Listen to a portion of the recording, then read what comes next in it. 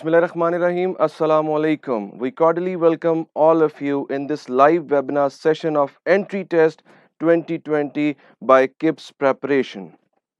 Certainly you will get many things from this live webinar session, but eventually you want the right key to unlock the right door for your successful career. And inshallah, you will get that key today. I will try my level best to provide you best information and guidelines, and that information would prove to be beneficial for the upcoming days, inshallah.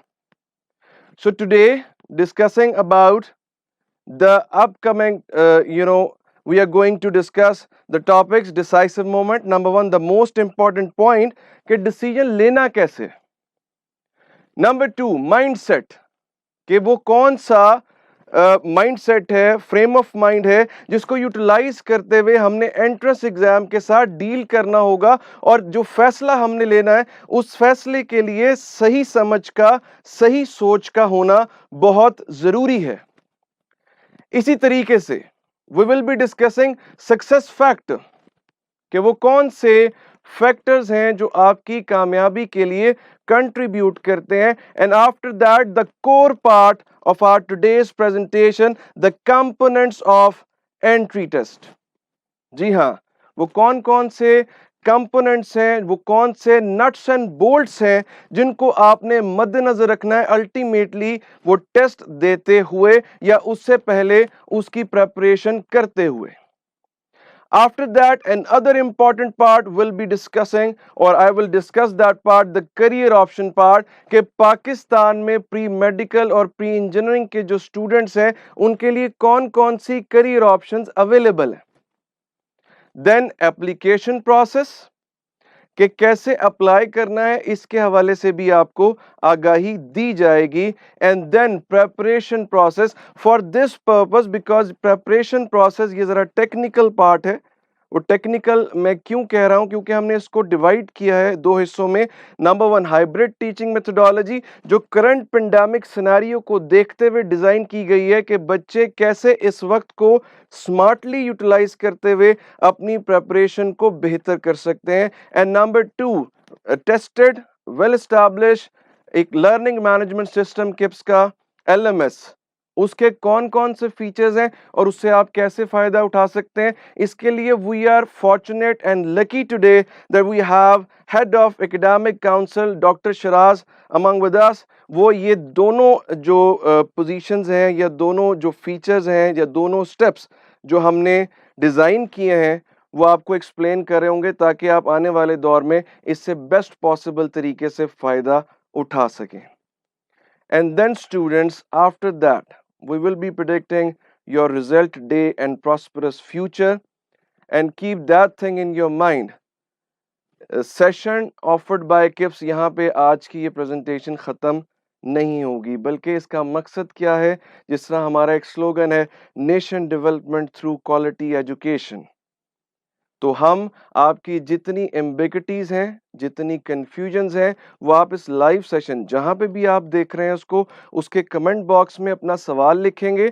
हम जो majority जो question हमारे पास majority of students के आएंगे उनको short list कर रहे होंगे ताकि आपकी एम्बिगिटीज को क्लियर किया जा सके. तो लास्ट पे आपके क्वेश्चंस का आंसर आपको दिया जाएगा ताकि कोई भी एम्बिगिटी बाकी ना रहे. तो स्टे विद अस और आपने ट्यून रहना है, एनर्जेटिक रहना है. So without wasting any further second, let's have a look what is decisive moment. अगर हम तारीख के औराक पलट कर देखें तो हमें अंदाजा होगा कि जितने लोगों को हम समझते हैं कि उन्होंने इस दुनिया को इन्फ्लुएंस किया है, तो उनकी उस इन्फ्लुएंस करने का या उस एक्सीलेंस का आगाज एक सही फैसले से हुआ.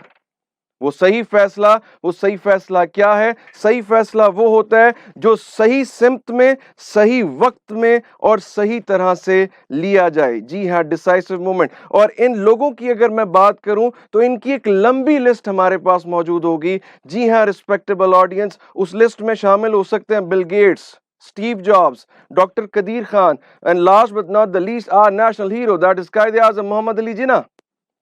सोच क्या थी? सोच ये थी कि मुसलमानों के लिए एक अलहदा वतन होना चाहिए जिसमें वो आज़ादी के साथ सांस ले सके। और आज आप इस मुल्क में आज़ादी के साथ सांस ले सकते हैं। इसकी शुरुआत एक फैसले से हुई थी कि ये होना चाहिए। और जब मैं बात करता हूँ कायदे आज़म मोहम्मद अली जिन्ना की, तो मुझे उनकी वो कोटेशन जहन में आती है। वो quotation, I never take right decision, first I take a decision then make it right. मैं फैसला लेता हूं और उसके बाद उस पर अनथक मेहनत करता हूं उस फैसले को तकमील तक पहुंचाने के लिए। आफ्टर डिसाइसिव मोमेंट, जिस तरह हम फैसला लेते हैं और इस फैसले को स्ट्रेंथन करने के लिए, जिस तरह अल्लाह का फरमान है, इलैसा लिल इंसानी इल्ला मा सा, इंसान के लिए वही कुछ है जिसके लिए वो कोशिश करता है। तो इंसान जो सोच ले और जिस डायरेक्शन में कोशिश कर ले, अल्टीमेटली उस चीज को अचीव कर ही लेता है। After that decisive moment, the important factor that is the mindset. Mindset, how utilize your mind is called the mindset. इस कायनात में आपको दो तरह की चीजें नजर आती हैं, एक अल्लाह की बनाई हुई और एक अल्लाह के बनाए हुए इंसानी दिमाग की बनाई हुई। मोमिन का काम है रिस्पेक्टेबल ऑडियंस के कायनात को मुसख्खर करे, to invent something for the betterment of humanity. और ये मुसख्खर करने का प्रोसेस बगैर रिसर्च के, बगैर तालीम के ज़रा मुश्किल काम है। तो हमने अपने इस दिमाग को सही तरह से इस्तेमाल करना है और अल्लाह से दुआ भी करनी है। दुआ क्या करनी है कि अल्लाह पाक हमें सही समझ अता करें और सही समझ के साथ हक पे चलने की ताकत अता करें, ताकि हम अपनी मंजिलों तक पहुंच सकें। तो ये माइंडसेट वाला फैक्टर, जब मैंने पहले डिस्कस किया डिसाइसिव मोमेंट, एक फैसला लेना है और उस फैसला लेने के बाद बर्न द बोट्स। मतलब if you are thinking you want to be a doctor, you want to be an engineer, then the first step is thinking. Think, plan and execute, no other story. सोच लिया, उसको plan करें और उसको execute कर दें। Then success factors, वो कौन कौन से फैक्टर्स हैं जो हमारी कामयाबी के लिए कंट्रीब्यूट कर रहे होते हैं। अगर मैं बात करूं तो उन फैक्टर्स में शामिल है, नंबर 1 दैट इज अवेयरनेस। वो स्टूडेंट जिसको अपने काम की अवेयरनेस सबसे ज्यादा होती है, उसके कामयाबी के चांसेस ज्यादा होते हैं। जैसे अगर मैं बात करूं, जितने लोग इस दुनिया को इन्फ्लुएंस कर गए हैं या कर रहे हैं, वो किंग ऑफ वन थे इंस्टेड ऑफ या rather to be the jack of all trades. मैं बात करता हूं अगर स्टीव जॉब की, तो उसको कमांड थी आईटी पे, अपने काम पे, अपने प्रोफेशन पे। इसी तरह एक प्री मेडिकल का जो स्टूडेंट है, उसको कमांड होनी चाहिए उसके अपने काम पे, कि उसको ये पता हो कि जो वो प्री मेडिकल का स्टूडेंट चाहता है उसके लिए सप्लीमेंट्री टूल्स वो कहां से हासिल कर सकता है। एक प्री मेडिकल के स्टूडेंट को ये बात पता होनी चाहिए कि जब वो बात करता है कि मैंने डॉक्टर बनना है, तो उसको इस बात का अंदाजा हो कितने मेडिकल कॉलेजेस हैं जो पब्लिक सेक्टर के हैं, कितने मेडिकल कॉलेजेस हैं जो प्राइवेट सेक्टर के हैं, उनका क्लोजिंग मेरिट क्या होगा, उनमें अप्लाई कैसे करना है। जिस स्टूडेंट की ये समझ सबसे ज्यादा होगी, उसके डॉक्टर बनने के चांसेस, रिस्पेक्टेबल ऑडियंस, उतने ही ज्यादा होंगे। इसी तरह इंजीनियरिंग के केस में एक स्टूडेंट को इस बात का अंदाजा होना चाहिए कि कौन सी यूनिवर्सिटी, उसका कौन सा discipline top of the line है। अगर उसने जाना है सीएस के लिए, तो कौन सी यूनिवर्सिटी है जो सीएस के लिए टॉप ऑफ द लाइन समझी जाती है। या अगर उसने मैकेनिकल के लिए और मैकेनिकल के डिसिप्लिन को ऑप्ट करना है, तो which institute would be the best institute. ये जितनी अवेयरनेस ज्यादा, उतने उसके कामयाबी के चांसेस ज्यादा। ये बिल्कुल ऐसा ही है जैसे आप देखते हैं कि एक्सेल वही करते हैं जिनको अपने काम पे अबूर होता है। तो ये अबूर हमने हासिल करना है। तो ये पहला पॉइंट है। अगर मैं सक्सेस के कंपोनेंट्स डिस्कस करूंगा, सक्सेस फैक्टर डिस्कस करूंगा, जो दूसरा पॉइंट आता है सक्सेस फैक्टर में रिस्पेक्टेबल स्टूडेंट्स, वो पॉइंट है attitude. Your attitude should be and must be winning attitude. Winning attitude क्या है? विनिंग एटीट्यूड में you always select the favourable, which is favorable to your goal statement. ये winning attitude है। आप पर उस आदत को छोड़ते हैं, उसको डिस्करेज करते हैं जो आदत आपकी कामयाबी के रास्ते में रुकावट बन सकती है। ये एटीट्यूड। मुझे इसमें एक मैन केव किताब में लिखा गया वाकया याद आता है। हिटलर, वो एडवर्सरीज की टेरिटरी में एंटर हो रहे हैं और जैसे ही एंटर होने लगते हैं एडवर्सरीज को पता लग जाता है, एनिमीज को पता लग जाता है और वो क्या करते हैं, वो जिस टनल से एंटर हो रहे होते हैं उसमें एक लीथल गैस का ड्रम फेंक देते हैं। With the passage of time वो जैसी वॉलेटाइल इन नेचर है, वो फैलती है और उसमें एक सोल्जर की डेथ हो जाती है। और ये जो आप हिटलर की मुस्टैच देखते हैं, ये शुरू से इस साइज की नहीं थी, बल्कि ये काफी जिसको आप कहते हैं मैसिव मुस्टैच थी। अब वहां पे मास्क पहनना है और मास्क जब मुस्टैच पे फिक्स नहीं हो रहा तो व्हाट ही डिड, उसने अपने हाथों से उनको उखेड़ दिया just to survive. Darwin's theory, survival of the fittest. Survive वही करते हैं जो फिटेस्ट होते हैं, ये एटीट्यूड। तो एक फ्यूचर डॉक्टर का, एक फ्यूचर इंजीनियर का एटीट्यूड कभी भी ऑर्डिनरी नहीं होता बल्कि एक्स्ट्रा ऑर्डिनरी होता है। तो हमने भी वो एटीट्यूड रखना है। After that the next ingredient would be that is planning, and planning without action उसका कोई फायदा नहीं। जिस प्लानिंग को आप एग्जीक्यूट ना कर सके, जिस तरह हमारे माशरे में अनफॉर्चुनेटली स्टूडेंट्स की डेली बेसिस पे एक प्लानिंग होती है, और वो प्लानिंग क्या है? वो प्लानिंग ये है कि आप जो सोच रहे हैं, जैसा सोच रहे हैं, वो कल से स्टार्ट करेंगे। अनफॉर्चुनेटली मुझे अफसोस के साथ कहना पड़ता है, ये आदत कामयाबी की तरफ नहीं जाती। रिस्पेक्टेबल स्टूडेंट्स, ये आदत कामयाबी की तरफ नहीं जाती। मैं इस बात को रीइंफोर्स कर रहा हूं। बल्कि प्लानिंग वो है कि मैंने ये सोचा कि मुझे डॉक्टर बनना है, मुझे आज से ही इस बारे में सीरियस होना है, तो आज से ही मैं उसके लिए मेहनत करनी शुरू कर दूं। ये है प्लानिंग और ये है उसकी execution. The biggest difference between abroad and in Pakistan, in abroad people think, they plan, they execute. Know the story. In Pakistan, unfortunately, we think, we rethink, we overthink, but we never execute. Students जो इस वक्त मुझे सुन रहे हैं, याद रखें, students का कल, स्टूडेंट्स का सैटरडे, स्टूडेंट्स का मंडे कभी नहीं आता। उन स्टूडेंट्स का हर वो दिन आता है जो ये सोचते हैं मुझे जो करना है वो आज से ही करना है, प्लान करके करना है और बेस्ट पॉसिबल तरीके से करना है। And after that the most important ingredient and point, that is luck factor.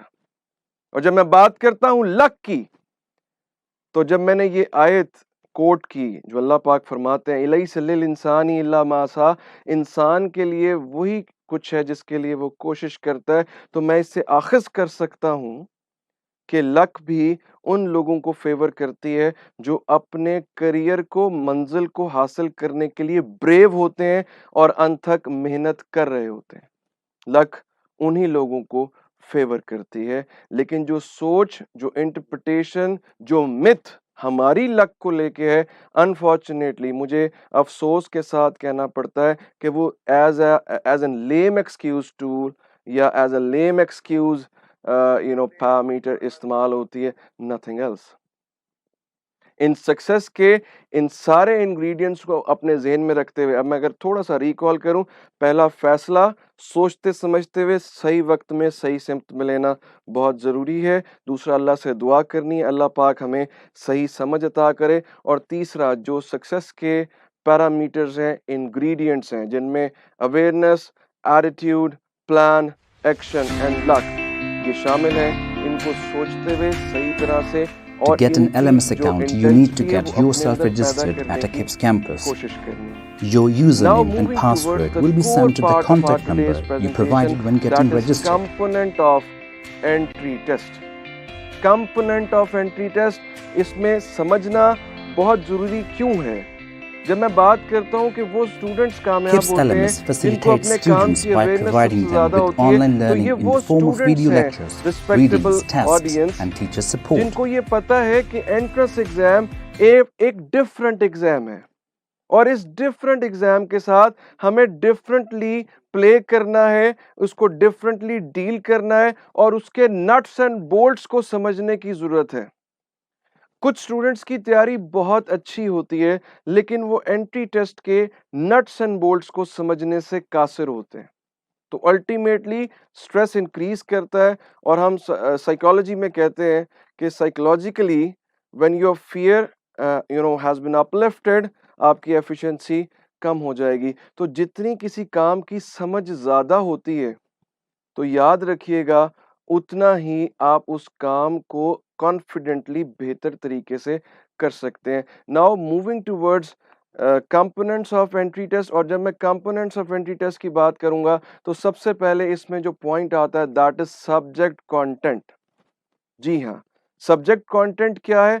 अक्सर एक आम सोच और आम तासुर जो पाया जाता है एंट्रेंस एग्जाम या एंट्री टेस्ट के हवाले से, वो तासुर ये है कि बहुत मुश्किल इम्तिहान है, आसानी से क्लियर नहीं होता, जो कि एक सरासर गलत थॉट है और मैं ये कहूँगा मिस इंटरप्रिटेशन है, क्योंकि मैंने इसके लिए लफ्ज इस्तेमाल किया डिफरेंट का, मुश्किल का नहीं किया। जिस बच्चे की तैयारी 100% है, जिसके कॉन्सेप्ट्स क्लियर हैं, जिसको एमसीक्यूज की मल्टीपल डायमेंशंस का अंदाजा है, तो उसके लिए ये टेस्ट बिल्कुल भी ना मुश्किल है ना मुख्तलिफ है, वो इसको बेस्ट पॉसिबल तरीके से अटेम्प्ट कर रहा होता है। जब हम बात करते हैं सब्जेक्ट कंटेंट की तो मैं बताता चलूं कि entry test is a test of your information, entry test is a test of your knowledge, truly it is a test of the clarity of your concept. Entry test is a test of your correlation, it is a test of your visualization and comparison and differentiation.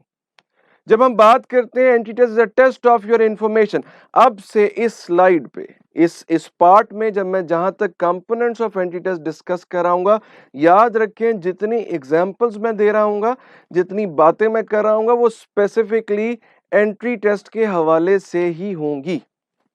अब मैंने कहा entry test is test of your information, तो पहली बात ज़हन नशीन कर लें कि जब भी हम एंट्री टेस्ट की बात करते हैं तो इसको हम 3 हिस्सों में डिवाइड कर सकते हैं, simple information based, knowledge based और कॉन्सेप्ट बेस्ड। आसान अल्फाज में कहूं तो हम ये कर सकते हैं कि जब मैं इंफॉर्मेशन, नॉलेज या कॉन्सेप्ट की बात कर रहा हूंगा, जब मैं इन तीनों को डिस्कस कर रहा हूंगा तो हम इसको इजी, मीडियम और डिफिकल्ट भी कह सकते हैं कि एंट्री टेस्ट में ज्यादातर पोर्शन वो आसान सवालात का होता है, यूं कहा जा सकता है सिंपल इंफॉर्मेशन बेस्ड या सिंपल नॉलेज बेस्ड क्वेश्चंस। इसी तरह से 25 to 30% पोर्शन वो ये कह सकते हैं कि वो नॉलेज बेस्ड और नॉलेज की थोड़ी सी बेहतर कॉन्सेप्चुअल फॉर्म, इस हवाले से सवाल होते हैं।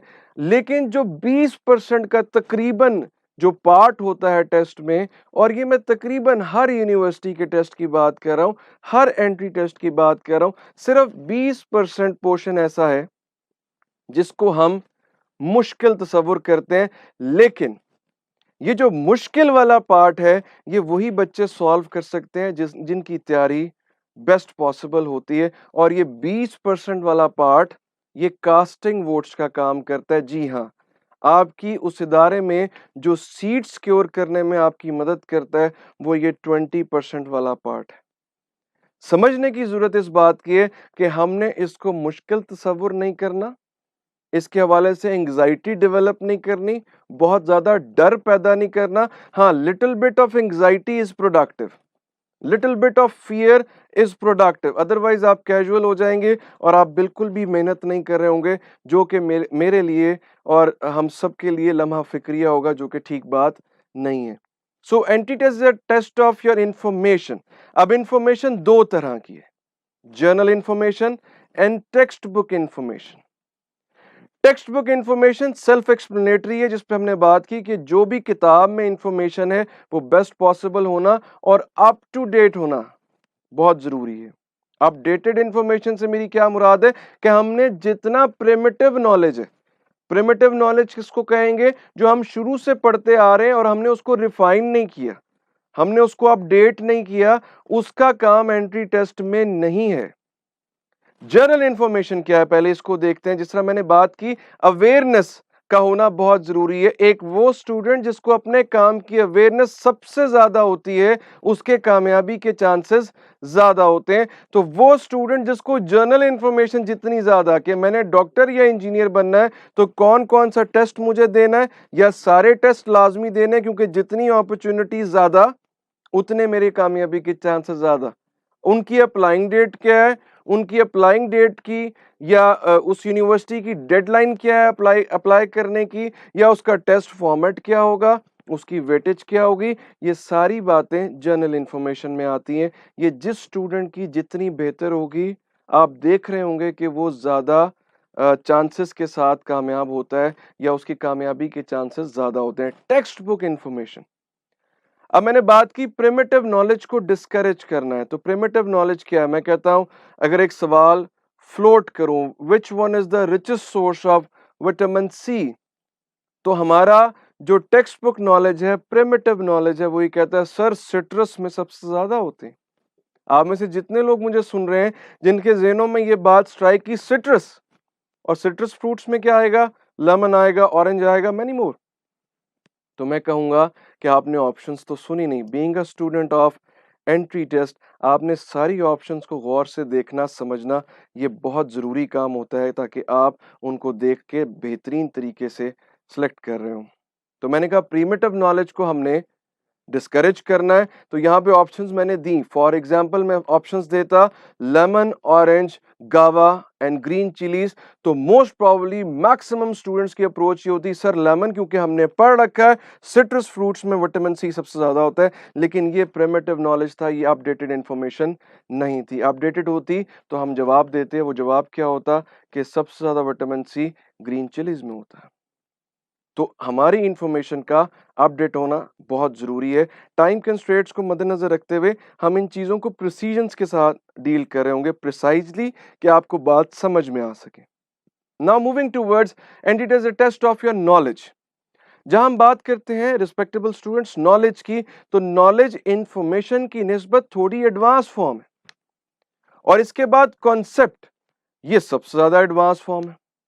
अगर मैं डिफरेंशिएशन बता सकूं, अगर नॉलेज क्या है तो कॉन्सेप्ट क्यों है, नॉलेज व्हाट है तो कॉन्सेप्ट वाई है, और अगर नॉलेज व्हाट है तो कॉन्सेप्ट उसकी लिमिटेशंस और एक्सेप्शंस को एक्सप्लेन करता है।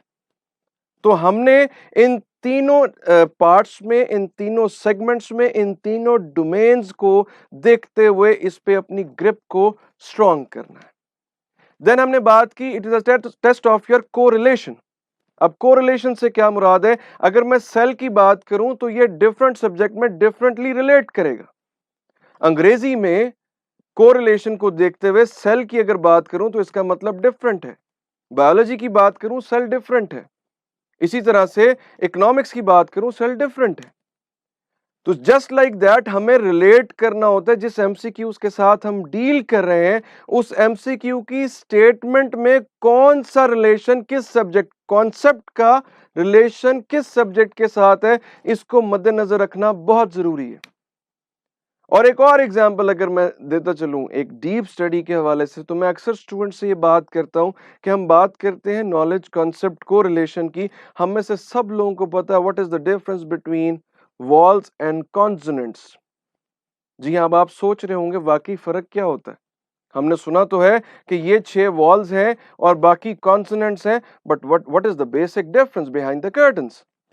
क्या फर्क है? ये सिर्फ उस स्टूडेंट को पता हो सकता है जिसके कॉन्सेप्ट स्ट्रांग है, जिसको अंदाजा है कि कोई भी डायमेंशन से सवाल कैसे बनाया जा सकता है। तो ये डायमेंशंस और इन डायमेंशंस का क्लियर कट अंदाजा होना बड़ा जरूरी है। Now according to subject content, last but not the least, that is comparison and differentiation. जहां भी हम कंपैरिजन और डिफरेंशिएशन की रिस्पेक्टेबल स्टूडेंट्स बात करेंगे, तो याद रखें जो आपने अब तक पढ़ा है और एंट्री टेस्ट, इसमें फर्क है।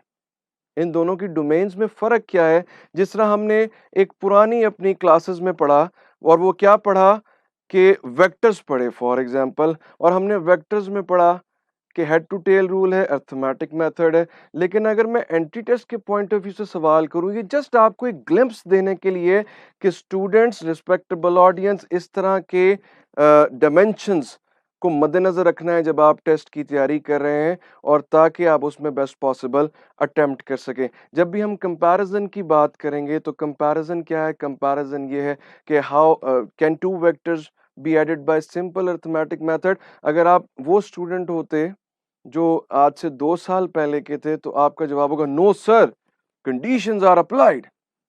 लेकिन अगर आप एंट्री टेस्ट के स्टूडेंट हैं and you are thinking for a while, तो आप ये सोचेंगे कि सवाल क्या था, can two vectors be added by simple arithmetic? तो मैं ऑप्शन तो सुन लूं।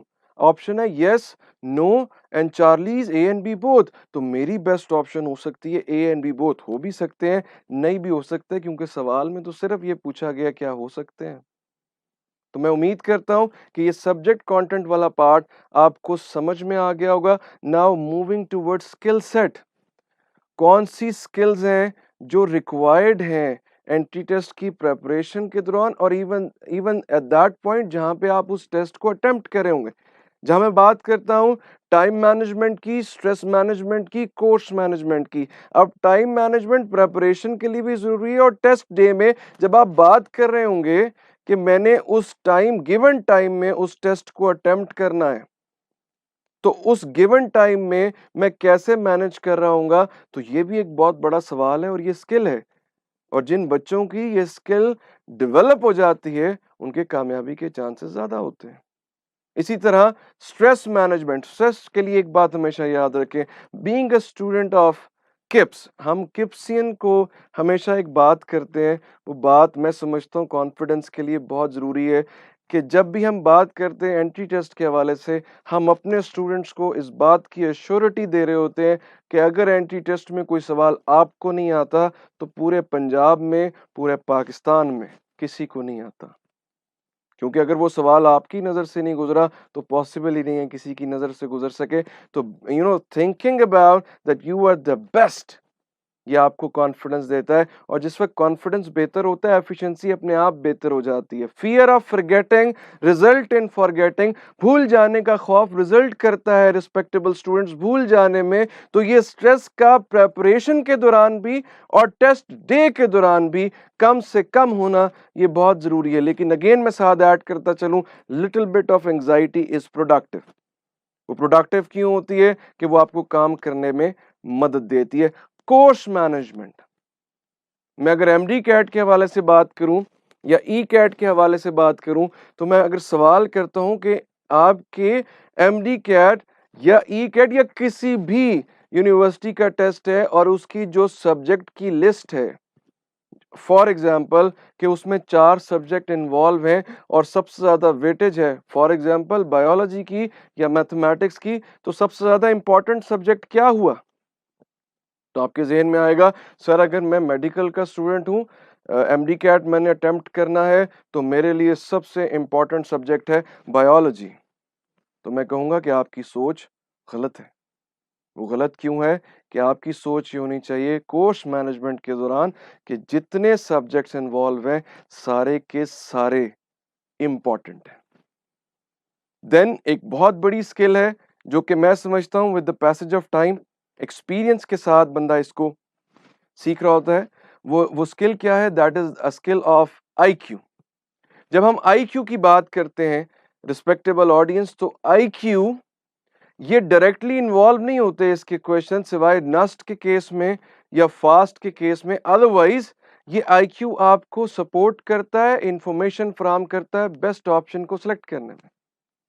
जी हाँ, इस आईक्यू को with the passage of time uplift करना, और ये अपलिफ्ट कैसे होगा? जैसा मैंने कहा हर चीज का ताल्लुक एक्सपीरियंस से, जितना आपकी प्रैक्टिस ज्यादा होगी IQ with the passage of time बेहतर होना शुरू हो जाता है। आईक्यू पे मैं अक्सर स्टूडेंट से एक सवाल करता हूं, अगर मैं आपसे वो सवाल करूं कि जिस वक्त जॉर्ज एवरेस्ट ने माउंट एवरेस्ट को डिस्कवर नहीं किया था तो उससे पहले बुलंद तरीन चोटी कौन सी थी? अब आपके जहनों में अगर K2 आया है स्टूडेंट्स, तो मैं बताता चलूं कि आईक्यू पे भी काम करने की जरूरत है। अब इसको कंसिडर करते हैं एंट्री टेस्ट का सवाल कि जॉर्ज एवरेस्ट ने माउंट एवरेस्ट डिस्कवर नहीं किया था तो पहले भी बुलंद तरीन चोटी माउंट एवरेस्ट ही थी। Now what about the next thing after IQ? That is EQ, emotional quotient. Emotionally balanced होना while attempting your paper and during your preparation is needed. Emotions की बात करें तो याद रखें स्टूडेंट्स कि इमोशनली बैलेंस इंसान, अब वो इमोशनली बैलेंस कैसे करना है? इम्तिहान आसान आ गया, पेपर आसान आ गया, तब भी नर्व शैटर नहीं होनी चाहिए, और अगर वो मुश्किल आ गया तब भी नर्व शैटर नहीं करनी चाहिए। अपने आप को इमोशनली स्टेबल रखना है, बैलेंस रखना है, इस सोच के साथ कि आपका इख्तियार सिर्फ मेहनत के साथ है, आप मेहनत के साथ अपनी मंजिलें हासिल कर सकते हैं। The rest would be in Allah almighty's hand. जिस तरह डेल कार्नेगी कहते हैं स्टॉप वरिंग स्टार्ट लिविंग, इनकी ये किताब मैं अक्सर कोट करता हूँ, इसको नोबेल प्राइज मिला था। वो कहते हैं मुस्तकबिल में आने वाला तूफान आपको हाल में नहीं डुबो सकता अगर आप हाल में रहते हुए उस तूफान की प्लानिंग करते हैं।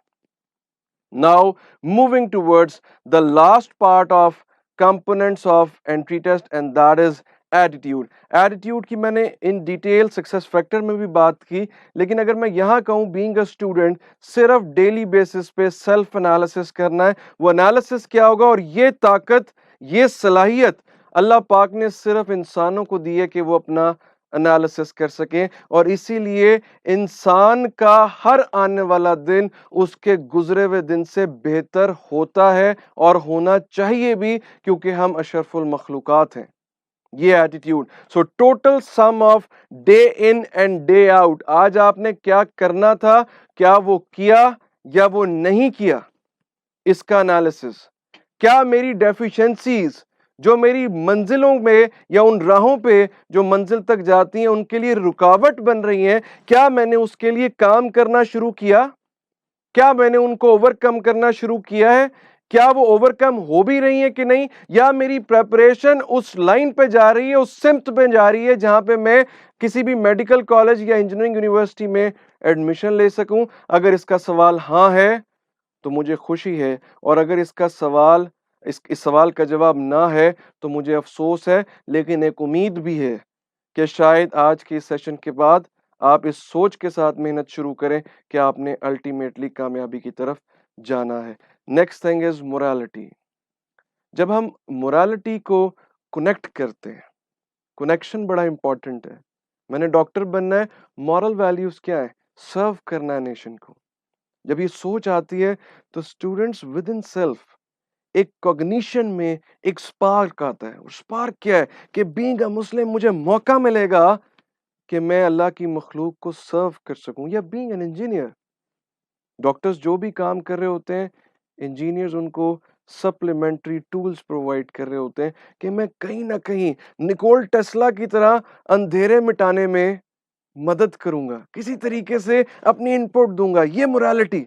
और जिस वक्त ये मोरालिटी आ जाए स्टूडेंट्स, तो अपने आप जो एफर्ट्स हैं वो अपलिफ्ट कर जाती हैं। And the last point, the most important, जिसमें मैंने बीच में भी साथ साथ बात की, दैट इज कॉन्फिडेंस। कॉन्फिडेंस आपको किसी भी काम को करने के लिए बेस्ट पॉसिबल मेंटल एनर्जी फराहम करता है, क्योंकि जब आप डरते हैं तो बॉडी का डिफेंस सिस्टम एक्टिव हो जाता है, एफिशिएंसी डिक्लाइन पे चली जाती है। तो इस सोच के साथ काम करना है, जो आप कर रहे हैं, जैसा आप कर रहे हैं, बेस्ट पॉसिबल है, लेकिन सेल्फ एनालिसिस के साथ ये काम करना है। सेल्फ एनालिसिस को मद्देनजर रखते हुए ये काम करना है। सो कॉन्फिडेंस इज नीडेड। अब जितनी बातें मैंने यहाँ की वो हमारे ही स्टूडेंट्स जो टॉप ऑफ द लाइन जाते हैं, अपनी सीट सिक्योर करते हैं। अब मैं यहाँ पे जिस स्टूडेंट का एक इंटरव्यू आपके साथ शेयर करूंगा, वो मेडिकल के स्टूडेंट्स ने, वो आपको थोड़ा सा एक्सप्लेन भी करेंगे कि एंट्री टेस्ट जितनी मैंने बातें की वो क्या वाकई में उस तरह से मुफीद है, वो क्या उनको सोचना ज़रूरी है, वो आपके साथ डिस्कस कर रहे होंगे। सो ये एक शॉर्ट सा वीडियो, इसको ज़रूर देखें प्लीज़। मैं उम्मीद करता हूं जो वीडियो इस वक्त आपने देखी, आपकी स्क्रीन पर थी, उससे आपने काफ़ी फ़ायदा उठाया होगा, और बल्कि सोच ये होगी कि उस इंटरव्यू में आप खुद को इमेजिन कर रहे होंगे कि नेक्स्ट टॉपर शायद आप हों, चाहे वो इंजीनियरिंग के केस में या मेडिसिन के केस में। Now moving towards the another most important topic of today's presentation, and that is medical career options.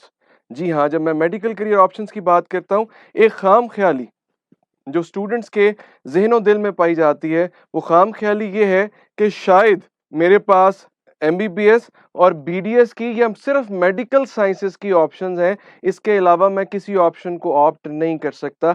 ये एक माइंडसेट मैंने आपसे डिस्कस किया। एक दूसरा माइंडसेट भी है, और वो दूसरा माइंडसेट क्या है? ये वो स्टूडेंट्स हैं जिनकी प्रायोरिटी एमबीबीएस और बीडीएस है, वो किसी और ऑप्शन का तसव्वुर भी नहीं करते। और एक तीसरा माइंडसेट, वो तीसरा माइंडसेट क्या है? वो तीसरा माइंडसेट ये कि अगर मुझे किसी अदर डिसिप्लिन में जाना है, तो मुझे जो टॉप ऑफ द लाइन जो प्रायोरिटी फील्ड्स हैं, उनके लिए तैयार करना ज़रूरी नहीं है। जिस तरह मैं बात करता हूं कि अगर मुझे एमबीबीएस और बीडीएस नहीं करना, तो शायद मुझे एमडी कैट देने की ज़रूरत नहीं है। ये सारे तसव्वुरात गलत हैं, ये सारे माइंडसेट गलत हैं। मैं स्टूडेंट्स को हमेशा ये गाइड करता हूं, you want to be a doctor, ये बहुत खुशाइन बात है, ये आपकी प्रायोरिटी है, प्रायोरिटी ही रहनी चाहिए। इसी तरह आगे जब मैं इंजीनियरिंग के केस में बात करूंगा कि you want to be an engineer, priority है, प्रायोरिटी ही रहनी चाहिए, लेकिन इंसान को मैक्सिमम अपॉर्चुनिटीज को ग्रैब करने की जरूरत होती है। जितनी मैक्सिमम अपॉर्चुनिटीज आप अपने लिए हासिल कर सकें, उनको जरूर हासिल करें। तो मेडिकल करियर ऑप्शंस में सबसे पहली चीज आफ्टरवर्ड्स अगर मैं बात करूं, तो वो होंगी टेस्ट वेटेजेस। डॉक्टर बनने के लिए जो डोमेन्स हमारे पास हैं, number 1 that is UHS MD cat.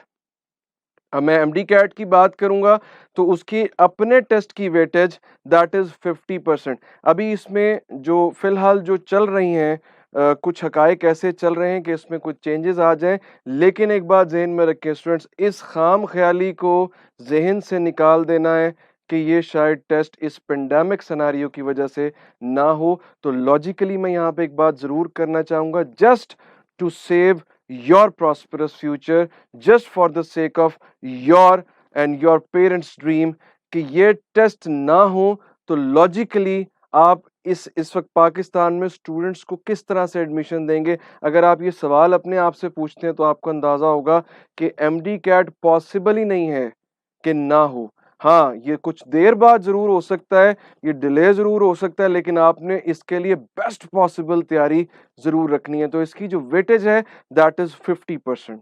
इसी तरह मैं बात करूं Aga Khan medical university, top notch university, number 1 in Pakistan, तो इसकी 100% वेटेज अपने टेस्ट की, और इसके बाद इंटरव्यू बेसिस पे एडमिशन होता है आगा खान यूनिवर्सिटी में। Then moving towards national university of medical sciences NUMS, again 50% weightage है इनके अपने टेस्ट की। इसके अलावा अगर मैं बात करूं Shaheed Zulfikar Ali Bhutto medical university, 50% weightage इनके अपने टेस्ट की। इसी तरह से मैं बात करता हूं स्टेट एंट्री टेस्ट की या ईटा की, तो 50% वेटेज है एंट्री टेस्ट की। तो इससे हमें अंदाजा होता है कि एंट्री टेस्ट कितनी इंपॉर्टेंट डोमेन है। नाउ मूविंग फर्दर, जब हम बात करते हैं, अब हमने ये 6 डोमेन्स डिस्कस कर ली कि इन 6 डोमेन्स में हमने विजिलेंट ये रहना है कि इनकी ये वेटेजेस है, तो हमारी तैयारी बेस्ट पॉसिबल तरीके से हो सके। अब हम अगर बात करते हैं मेडिकल ऑप्शंस की, या मैं बात करूं यूएचएस पर्टिकुलरली, तो यूएचएस में सबसे पहली चीज यूजेज ऑफ एमडी कैट। जब हम यूजेज की बात करते हैं, अब ये यूजेज क्यों जरूरी है, I am discussing it after after that I will be discussing medical options, allied sciences, biological sciences, right?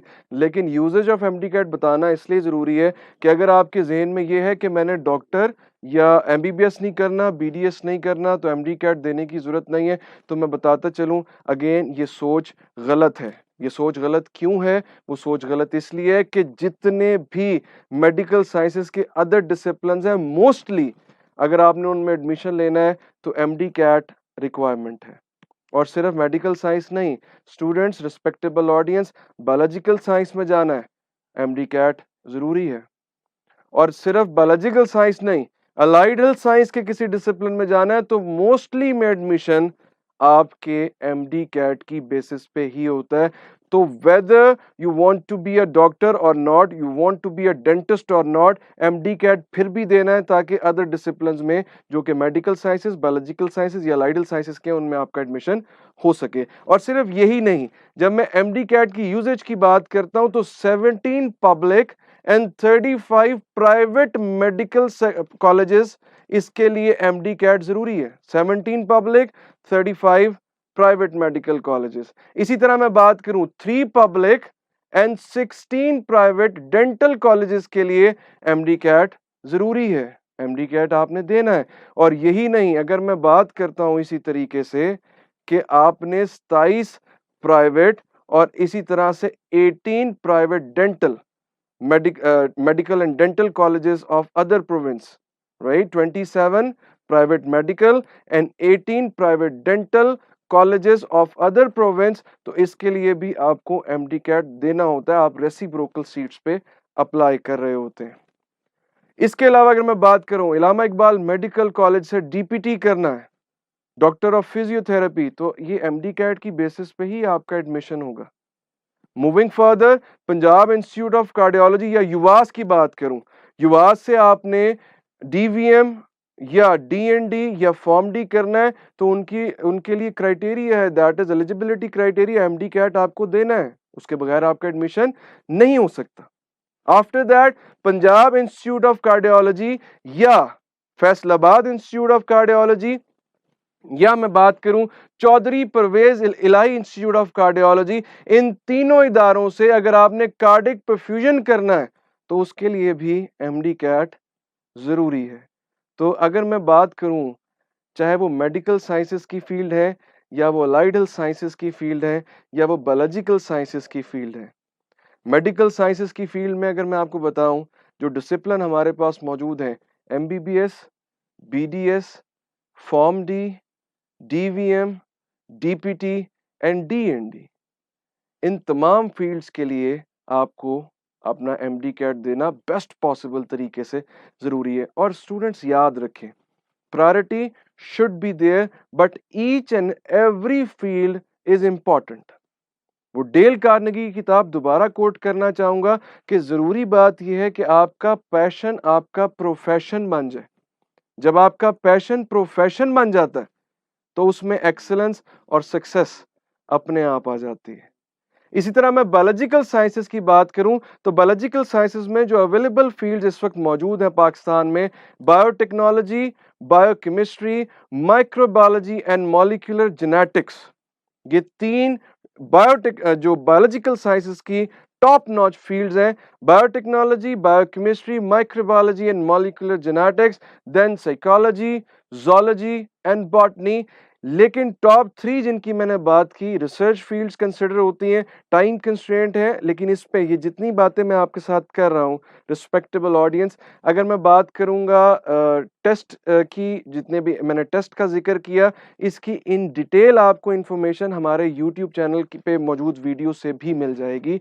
तो आपने परेशान नहीं होना, ये सिर्फ आपको आगाही दे रहा हूं मैं ताकि आपके जहन में कहीं ना कहीं सब कॉन्शियस में ये बात मौजूद हो कि इतनी टेस्ट डोमेन्स हैं, इतनी फील्ड्स हैं और हम अपनी ABCDE प्रायोरिटी को सेट कर सकते हैं।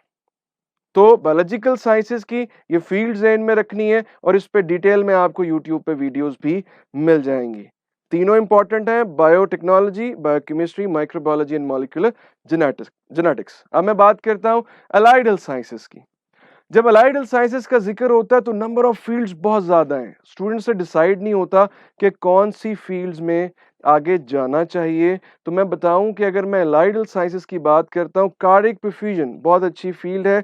थोड़ा सा समझाता चलूं, ओपन हार्ट सर्जरी का आपने नाम सुना है। ओपन हार्ट सर्जरी में जितने भी सर्जन काम कर रहे होते हैं उसके अलावा जो वाइटल ऑर्गन्स को स्टेबल कर रहे होते हैं, एक क्रू काम कर रहा होता है जो कार्डिक परफ्यूजनिस्ट का होता है। ये एक बाकायदा डिग्री है।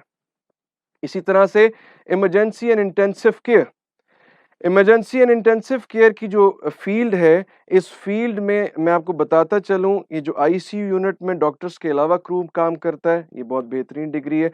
और मैं नाम लेता जाऊं अगर, इस पे डिटेल में आपको वीडियोस मिल जाएंगी ताकि आपको ये ज़हन नशीन रहे कि ये फील्ड्स मौजूद हैं। मैंने कार्डिक परफ्यूजन का जिक्र किया, मैंने इमरजेंसी इंटेंसिव केयर का जिक्र किया, मैं बात करूंगा न्यूट्रिशन की, मैं बात करता हूँ स्पीच एंड लैंग्वेज थेरेपिस्ट, जो ऑटिस्टिक चाइल्ड हो इनके साइकियाट्रिस्ट की तरह सेशन होते हैं, काम करते हैं। डिटेल में आपको इंशाल्लाह वीडियोस पे हमारे यूट्यूब चैनल पे मिल जाएगी, आप देख सकेंगे। इसी तरह से orthotics and prosthetics, artificial limbs पे काम करते हैं। ऑप्टोमेट्री, गवर्नमेंट सेक्टर में अच्छी अपॉर्चुनिटीज इसके लिए आती हैं, अच्छा स्केल मिल जाता है।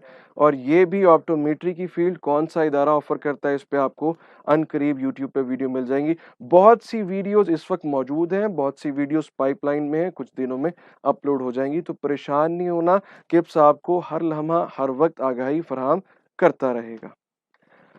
अलाइडल साइंसेस के बाद अगर मैं जाऊं कि हमें मेरिट का आइडिया होना बड़ा जरूरी है। अगर मैं मेरिट की बात करता हूं और पब्लिक सेक्टर के 17 मेडिकल कॉलेजेस की बात करूं, जी हाँ, मैंने किंग एडवर्ड में जाना है, तो स्टूडेंट हमें आइडिया होना चाहिए किंग एडवर्ड का मेरिट क्या था।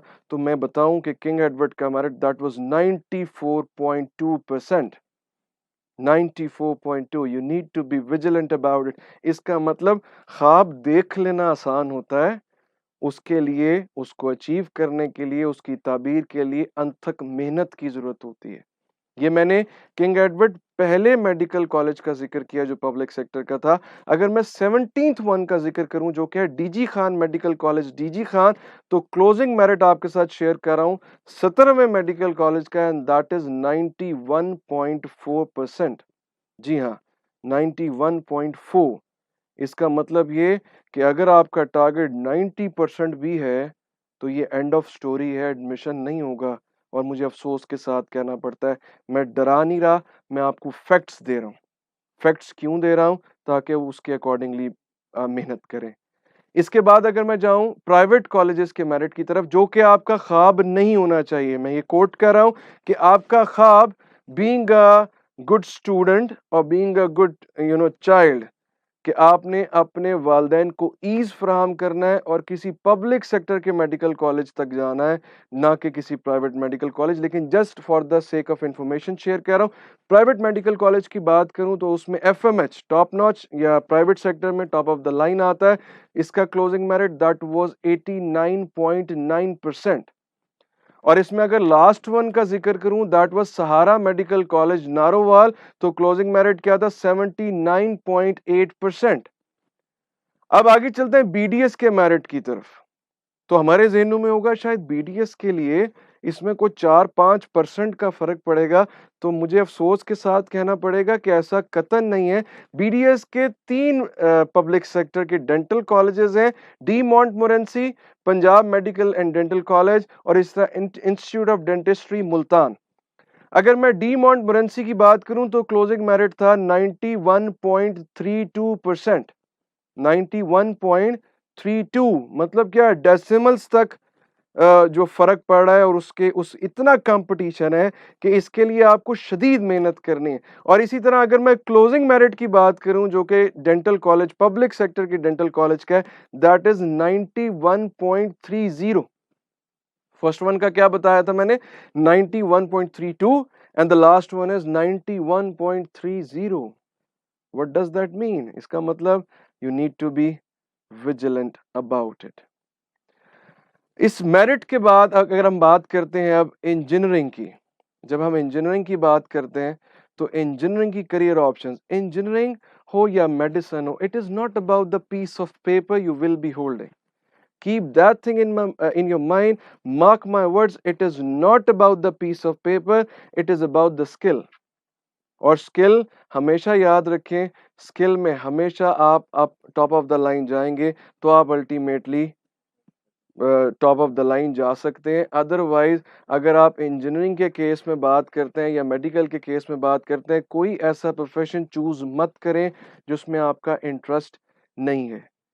इंजीनियरिंग की करियर ऑप्शन में सबसे पहले अगर मैं वेटेजेस की बात करता हूं तो वेटेजेस के लिए जहन में रखें कि इंजीनियरिंग के केस में जो यूनिवर्सिटीज हैं उनके अपने टेस्ट की वेटेजेस ज्यादा हैं, और वो जो वेटेजेस हैं बेसिकली वो अभी भी आपके लिए अपॉर्चुनिटीज हैं। वो कैसे अपॉर्चुनिटी हो सकती है?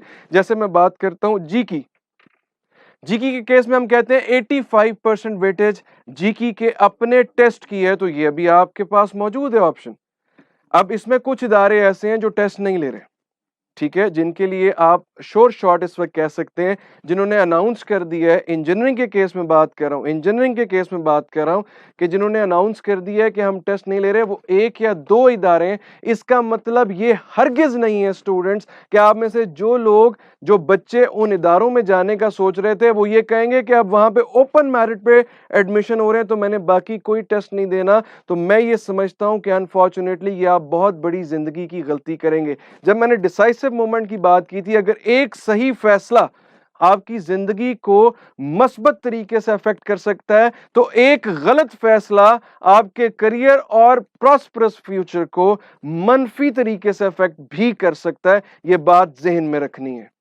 तो मैं बात करता हूं जीकी की 85% अपने टेस्ट की वेटेज, नेस्ट की बात करूं 75% इनके अपने टेस्ट की वेटेज है। इसी तरह प्यास की बात करूं, the most I can say that beautiful institute, atomic energy के साथ है, बहुत अपॉर्चुनिटीज निकलती हैं। अच्छा आप इसमें परफॉर्म करें तो अल्टीमेटली अब्रॉड भी भेजते हैं इन्वेस्ट करके। लेकिन इन सारी यूनिवर्सिटीज के हवाले से भी आपको यूट्यूब चैनल पे, हमारे यूट्यूब चैनल पे वीडियोस मिल जाएंगी, तो परेशान नहीं होना, जिसमें सारी डिटेल होगी कि इनका क्राइटेरिया क्या है, नंबर ऑफ सीट्स क्या है, कौन से डिसिप्लिन ऑफर करें, वो इन डिटेल। टाइम कंस्ट्रेंट है तो मैं सिर्फ आपको ये बता रहा हूं कि ये इदारे मौजूद हैं जिनके बारे में आपने विजिलेंट रहना है। और स्टूडेंट्स मेरी दरखास्त है, जैसे हमेशा रहती है, कि हर इदारे का टेस्ट लाजमी देना है ताकि नंबर ऑफ अपॉर्चुनिटीज को बढ़ाया जा सके। तो हमने बात की जीकी 85%, नस्ट 75% टेस्ट वेटेज है, प्यास की बात करें 60%, फास्ट की बात करूं तो 50% इनके अपने टेस्ट की वेटेज है और 50% ये पार्ट 1 का कंसिडर करते हैं। कॉमसेट की बात करूं तो कॉमसेट 50% अपने टेस्ट की वेटेज है। एनटीयू, नेशनल टेक्सटाइल यूनिवर्सिटी, 45% इनके अपने टेस्ट की वेटेज है। और यूईटी के केस में ई कैट याद रहे डिले हुआ है, कैंसिल नहीं हुआ। ई कैट लाजमी होगा, जिस तरह मैंने एमडी कैट के हवाले से कहा था कि एमडी कैट लाजमी होगा। लॉजिकली पॉसिबल नहीं है कि इतने मैसिव नंबर को विदाउट किसी टेस्ट एडजस्ट करना, तो ई कैट लाजमी होगा। कीप प्रिपेयरिंग, अपनी प्रिपरेशन उसी तरह से रखें। तो ई कैट की जो वेटेज है that is 30%। And the last but not the least IST, जहां बात हो एरोस्पेस इंजीनियरिंग या एवियोनिक्स की, तो institute of space and technology 40% weightage इनके अपने टेस्ट की है। Now moving towards further information, जहां हम बात करते हैं मेजर इंजीनियरिंग फील्ड्स। तो एक बात जहन में रखें स्टूडेंट, जब हम इंजीनियरिंग की फील्ड्स की बात करें, मैंने पहले कहा इंजीनियरिंग इज अबाउट पैशन, और पैशन प्रोफेशन बन जाए तो उसमें एक्सेलेंस आ जाती है। लेकिन साथ साथ ये भी मद्देनजर रखना होता है जिस फील्ड को आप ऑप्ट करने जा रहे हैं, क्या वो फील्ड मार्केट में उसकी रिक्वायरमेंट उस तरह से है।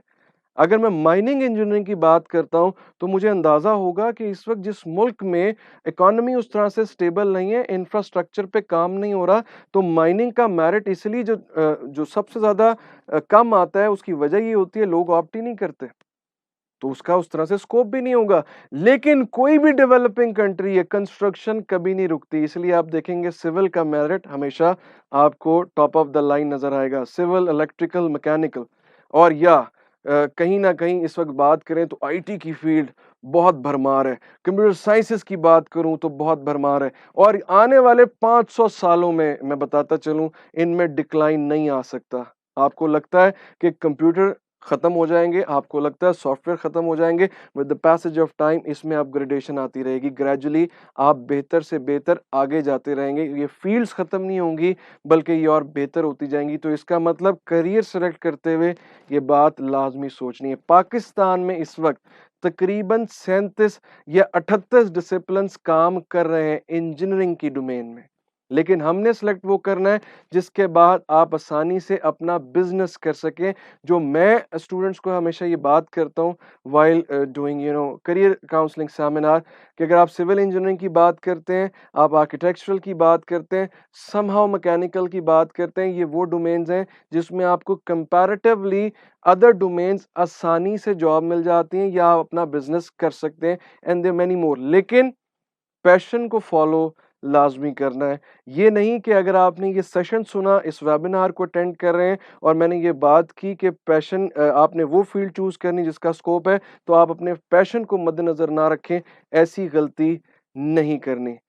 तो मैकेनिकल, इलेक्ट्रिकल, मेनी मोर, या कंप्यूटर साइंसेस की बात करूं, आर्टिफिशियल इंटेलिजेंस, आजकल आपने मोबाइल के पीछे एआई लिखा देखा होगा, क्योंकि इस वक्त दुनिया रोबोटिक्स पे कन्वर्ट हो रही है। तो रोबोटिक्स का कहीं ना कहीं आप देखें, रोबोटिक्स कॉम्बिनेशन होता है मैकेनिकल का, आर्टिफिशियल इंटेलिजेंस का, आईटी का। तो इसका मतलब तीनों डोमेन्स लूप में आ रही होती हैं, तीनों की अपॉर्चुनिटीज हैं। आर्टिफिशियल इंटेलिजेंस हो, सॉफ्टवेयर इंजीनियरिंग हो, वेब डिजाइनिंग हो, वेब डेवलपमेंट हो, या GIS and remote sensing, geographical information system and remote sensing, तो ये सारी फील्ड्स अपनी जगह इंपॉर्टेंस रखती हैं। पॉइंट ये है, सिलेक्ट करते हुए स्टूडेंट्स मोहतात रहना है। अदर ऑप्शंस की बात करें, जब हम अदर ऑप्शंस की बात करते हैं तो अदर ऑप्शंस में मैनेजमेंट साइंसेस, इसके अलावा जो अकाउंटेंसी की फील्ड्स हैं, सर्टिफिकेशंस हैं, रिलीजियस स्टडीज हैं, मास कम्युनिकेशन है। एक बात इसमें जहन में रखिएगा स्टूडेंट्स, अदर डिसिप्लिन को चूज करते हुए बहुत मोहतात रहें। अक्सर जो मेरे तक स्टूडेंट्स की क्वेरीज पहुंचती हैं कि सर हमने सीएसएस करना है, विच डोमेन इज सूटेबल। सर मैंने अपना बिजनेस करना है, विच डोमेन इज सूटेबल। सर मेरे वालिद कहते हैं कि आपने इंजीनियरिंग करनी है लेकिन मैं अपना बिजनेस करना चाहता हूं। तो ऐसे स्टूडेंट्स से मैं हमेशा एक बात करता हूं कि क्या बिजनेस इंजीनियरिंग करने के बाद नहीं किया जा सकता? क्या सीएसएस एक अच्छी जो डिग्री है उसको कंप्लीट करने के बाद नहीं किया जा सकता? सिर्फ ये सोचते हुए that you need to be proactive, जैसा स्टीफन आर्कवी कहते हैं, 7 habits of highly effective people. Effective people, they are proactive. They don't blame pandemic conditions. They don't blame unfortunate conditions. They don't blame bad lucks. What they do, they always keep going. They always put efforts. So keep that thing in mind कि depend ये करता है कि आप जो degree कर रहे हैं उस ऑप्शन के बाद आपके पास बैक एंड पे कुछ होना चाहिए कि आपकी डिग्री इस काबिल थी कि आपने सीएसएस अटेम्प्ट किया और खुदा ना खास्ता उसमें क्वालिफाई नहीं कर सके, तब भी आपकी वो डिग्री उस तरह से एग्जिस्ट करी हो कि आप आगे कोई अच्छी जॉब या बिजनेस कर सके। तो अदर ऑप्शन में अगर मैं बात करूं, management science is a good field. Mass communication एक बहुत लिमिटेड पूल है, limited pool in a sense हर साल तकरीबन 4000 ग्रेजुएट पास आउट होते हैं मास कम्युनिकेशन के। क्या आपको लगता है कि इतने चैनल्स इस वक्त मार्केट में मौजूद हैं? इसी तरह स्टूडेंट्स गलत फैसले लेते हैं और उसके बाद अपने फैसलों पे परेशान होते रहते हैं, क्योंकि वो किसी को देखते हुए फैसला ले रहे होते हैं कि मेरा वो दोस्त या मेरी जो सोशल सर्कल में जो बंदा है जिसने मैथ कम्युनिकेशन किया तो वो टॉप ऑफ द लाइन चला गया उस मैथ कम्युनिकेशन को करके। लेकिन स्टूडेंट्स एक बात जहन में रखें, हो सकता है कि उसकी जो फील्ड थी उसमें उसका इंटरेस्ट था, आपका उस तरह से इंटरेस्ट ना हो। Keep that thing in your mind. बाकी एक बात याद रखें कि जहां भी मैं अदर डिसिप्लिन की बात करता हूं, each and every domain is very important. अब वो चाहे मैनेजमेंट साइंस है, चाहे वो मास कम्युनिकेशन है, चाहे वो रिलीजियस स्टडीज है, चाहे वो अकाउंटेंसी है। एक बात याद रखें, सर्टिफिकेशन अगर पाकिस्तान में रहते हुए आपने कोई काम करना है तो उस काम को करते हुए जहन में रखें कि पाकिस्तानी डिग्री कौन सी है। अकाउंटेंसी में बात करूं तो सीए पाकिस्तानी डिग्री है, go for that instead of any other certification in accounts. Getting my point. इसी तरह लैंग्वेजेस की बात करें, लैंग्वेजेस की डिमांड हमेशा रहती है। लैंग्वेज में इंग्लिश लैंग्वेज हो या सी पैक चल रहा है, चाइनीज लैंग्वेज की बात करें तो चाइनीज का आगे स्कोप आपको नजर आएगा। ये सिर्फ जितने भी डिसिप्लिन मैं बता रहा हूँ ये अदर डिसिप्लिन के तौर पे सी डी या ई प्लान पे रखने, अपनी प्रायोरिटी को एक्सक्यूज मी इसमें चेंज नहीं करना। Got it. अब तक जो हमने बात की अदर डिसिप्लिन की, या हमने उससे पहले बात की थी इंजीनियरिंग की। तो इसी तरह से इंजीनियरिंग के केस में हम आपको ये बताना चाहेंगे कि ई कैट जो डोमेन है, उसके जो हमारे टॉपर हैं, जो स्टूडेंट जिन्होंने अपनी मंजिल को अचीव किया है, उनकी ज़बानी भी सुने कि एंट्री टेस्ट क्या होता है इंजीनियरिंग यूनिवर्सिटीज़ के केस में, ताकि आपके लिए वो इन्फॉर्मेशन मुफीद साबित हो सके। तो उसको सुनते हुए स्टूडेंट्स कोशिश किया करें नोट्स बनाते जाएँ। जब आप नोट्स बना रहे होते हैं, तो आपको वो इन्फॉर्मेशन याद रहती है। इंसानी दिमाग शॉर्ट टर्म मेमोरी में इतनी सारी इन्फॉर्मेशन नहीं रख सकता, तो अपने की पॉइंट्स लिखते जाया करें। तो प्लीज़ वो वीडियो देखें ताकि आपको अंदाज़ा हो सके।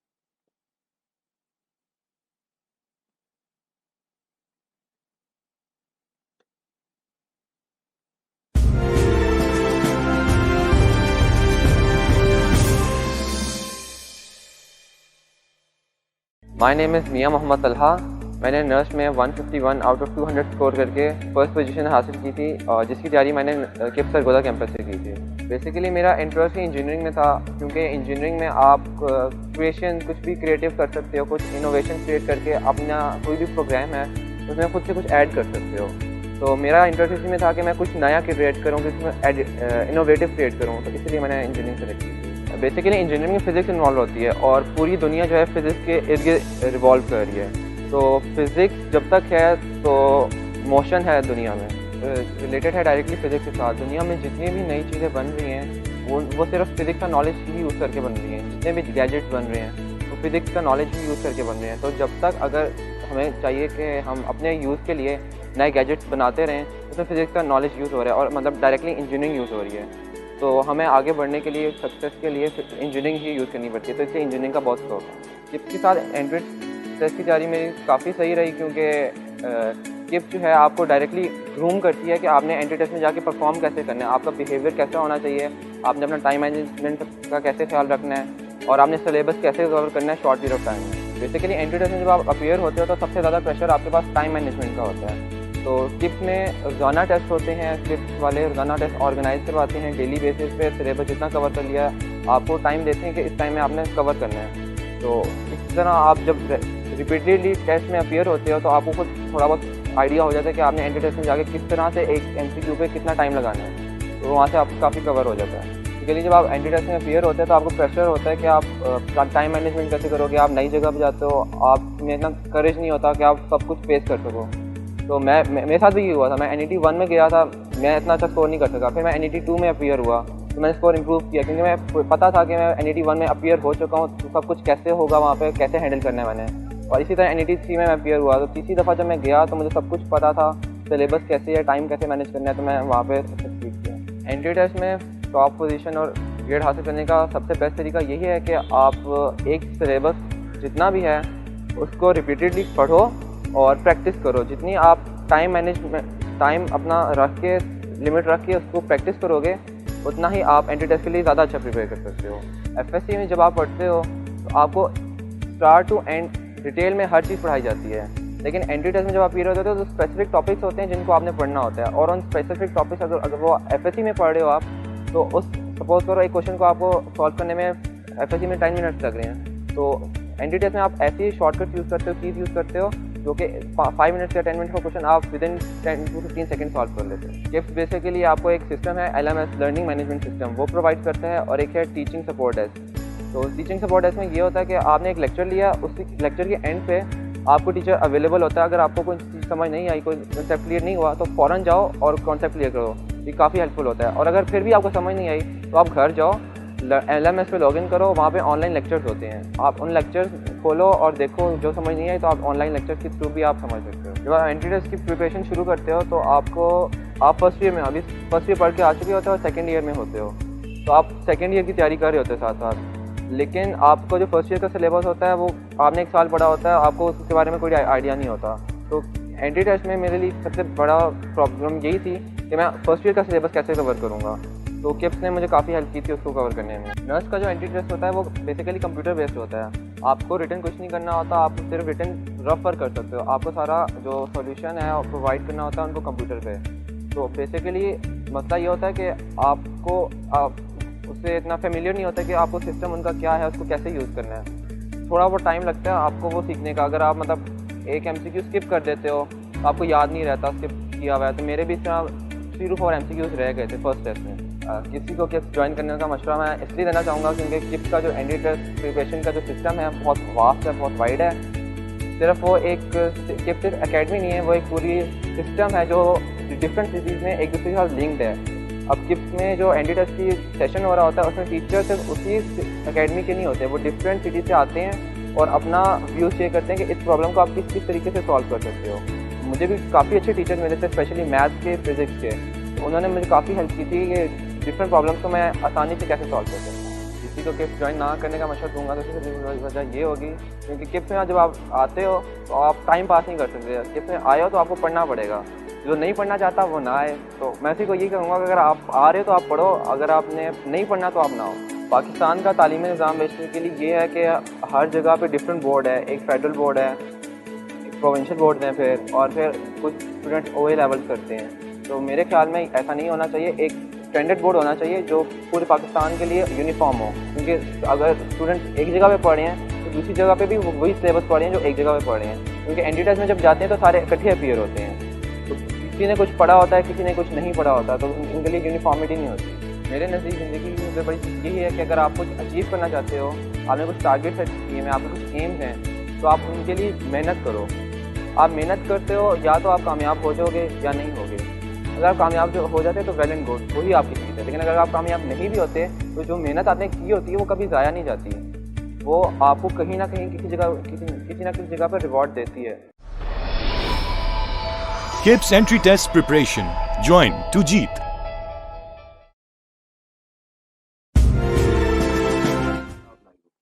Welcome back respectable viewers. मैं समझता हूँ जो वीडियो आपने अभी देखी उससे काफ़ी मुस्तफ़ीद हुए होंगे। इस वक्त तक हम इस लाइव वेबिनार सेशन के 75% हिस्से को अचीव कर चुके हैं। अब हम टाइम कंस्ट्रेंट को देखते हुए तकरीबन कंक्लूजन की तरफ जा रहे हैं। कुछ देर के बाद हम इसको कंक्लूड कर रहे होंगे, लेकिन उससे पहले एप्लीकेशन प्रोसेस की बात करूं तो एप्लीकेशन प्रोसेस के हवाले से जितने टेस्ट का मैंने जिक्र किया, यूनिवर्सिटीज़ के हवाले से जिक्र किया, इनके एप्लीकेशन प्रोसेस जैसे ही स्टार्ट होते हैं उसकी एडवर्टीजमेंट आप देख सकते हैं, जितने भी न्यूज़पेपर हैं उनके ज़रिए या उनकी जो ऑनलाइन पेजेस हैं उनके ज़रिए देख सकते हैं कि उनकी रजिस्ट्रेशन स्टार्ट हो चुकी है। और उसमें अप्लाई करने के लिए जो जो भी उनकी रिक्वायरमेंट्स हैं वो उस एड में मेंशन होती हैं, उसके अकॉर्डिंगली आपने उन यूनिवर्सिटीज़ में अप्लाई करना है। लेकिन यहाँ पे कहने का मकसद ये है कि आपने उन यूनिवर्सिटीज़ के एडमिशन डेट्स के हवाले से विजिलेंट रहना है। आई प्राउडली से दैट कि ये जहां भी एप्लीकेशन प्रोसेस की बात होती है, बीइंग अ स्टूडेंट ऑफ किप्सियन आपको ये विजिलेंस इसकी जरूरत नहीं होती। उसकी वजह यह है कि जिस मैंने सिस्टम का जिक्र किया था, time tested establish online learning management system, उस पर नोटिफिकेशन आता रहता है। जिस यूनिवर्सिटी का जो टेस्ट अनाउंस हो जाता है, उसकी डेट अनाउंस हो जाती है, तो नोटिफिकेशन की बेल पे वो ऑप्शन आना शुरू हो जाती है। तो बच्चों को ये परेशानी नहीं होती कि उन्होंने कॉन्शियस रहना है, बल्कि उनको इस हवाले से अवेयर किप्स कर रहा होता है अप्लाई कैसे करना है। और इवन जिन स्टूडेंट्स को फॉर्म फिल करने में भी मसला होता है वो हमसे राब्ता कर रहे होते हैं और हम उनको गाइड कर रहे होते हैं। एप्लीकेशन प्रोसेस के बाद जो प्रेपरेशन प्रोसेस है, जहां मैं प्रेपरेशन प्रोसेस की बात करता हूं तो ये बात जहन में रखें, मैंने पहले बात की थी कि we are lucky today that we are having head of academic council doctor Sheraz sahab. वो हमारे साथ मौजूद होंगे एक वीडियो के बाद जो आपको गाइड कर रहे होंगे कि आपने किस तरीके से हाइब्रिड टीचिंग मेथोडोलॉजी को डील करना है, नंबर 1। और जो मैंने जिसका 2 या 3 दफ़ा जिक्र किया है कि एक टेस्टेड ऑनलाइन सिस्टम है LMS, उसके फीचर्स आपके साथ डिस्कस करेंगे कि किस तरह हम इस पेंडेमिक सिचुएशन में अपने स्टूडेंट्स को सर्व करें, क्योंकि हमारा स्लोगन है, जी हाँ students, nation development through quality education. We will be right back after a short video. उसके बाद डॉक्टर साहब आपके साथ एक सेशन कर रहे होंगे इन 2 सेगमेंट्स के हवाले से। फिर हम वापस आएंगे और आपके साथ डिस्कस करेंगे जो भी आपके क्वेश्चन आंसर्स हैं उनके जवाब क्या हैं, उनके लिए राइट इंफॉर्मेशन क्या है। Please audience stay with us.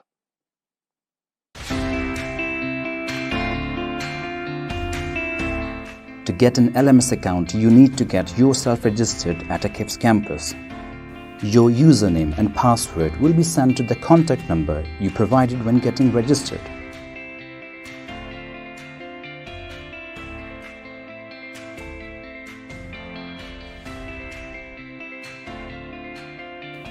KIPS LMS facilitates students by providing them with online learning in the form of video lectures, readings, tests, and teacher support.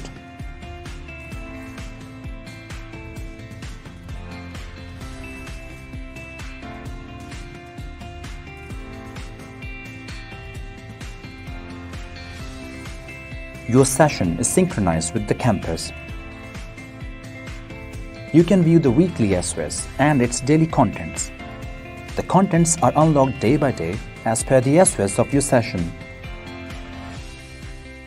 Watch video lectures, live interactive sessions with our extremely competent and experienced teachers anywhere, anytime.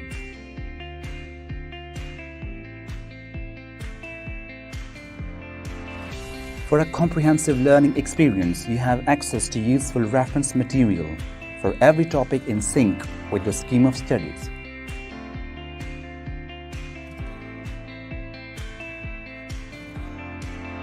Chat with your teachers and find instant answers to your queries from 9 a.m. to 9 p.m.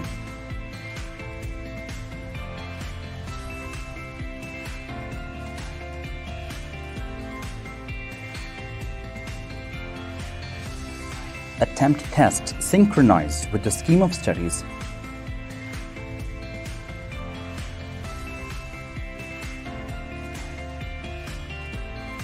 And view your results straight away.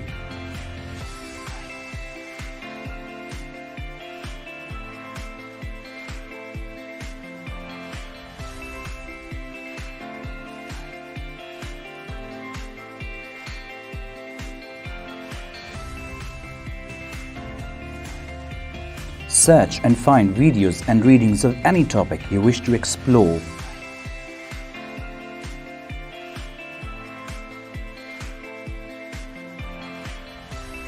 You can access chat from the subject SOS page or through the teacher support link in the left menu.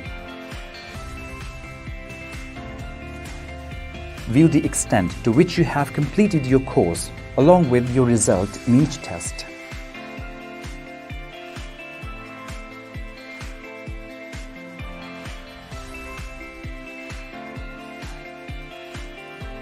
The leaderboard displays the names of top performers in each subject.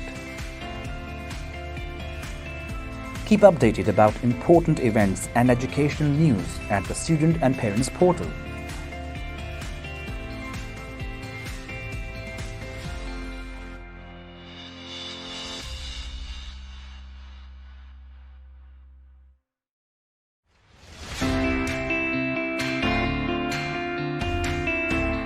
To get an LMS account, you need to get yourself registered at a KIPS campus.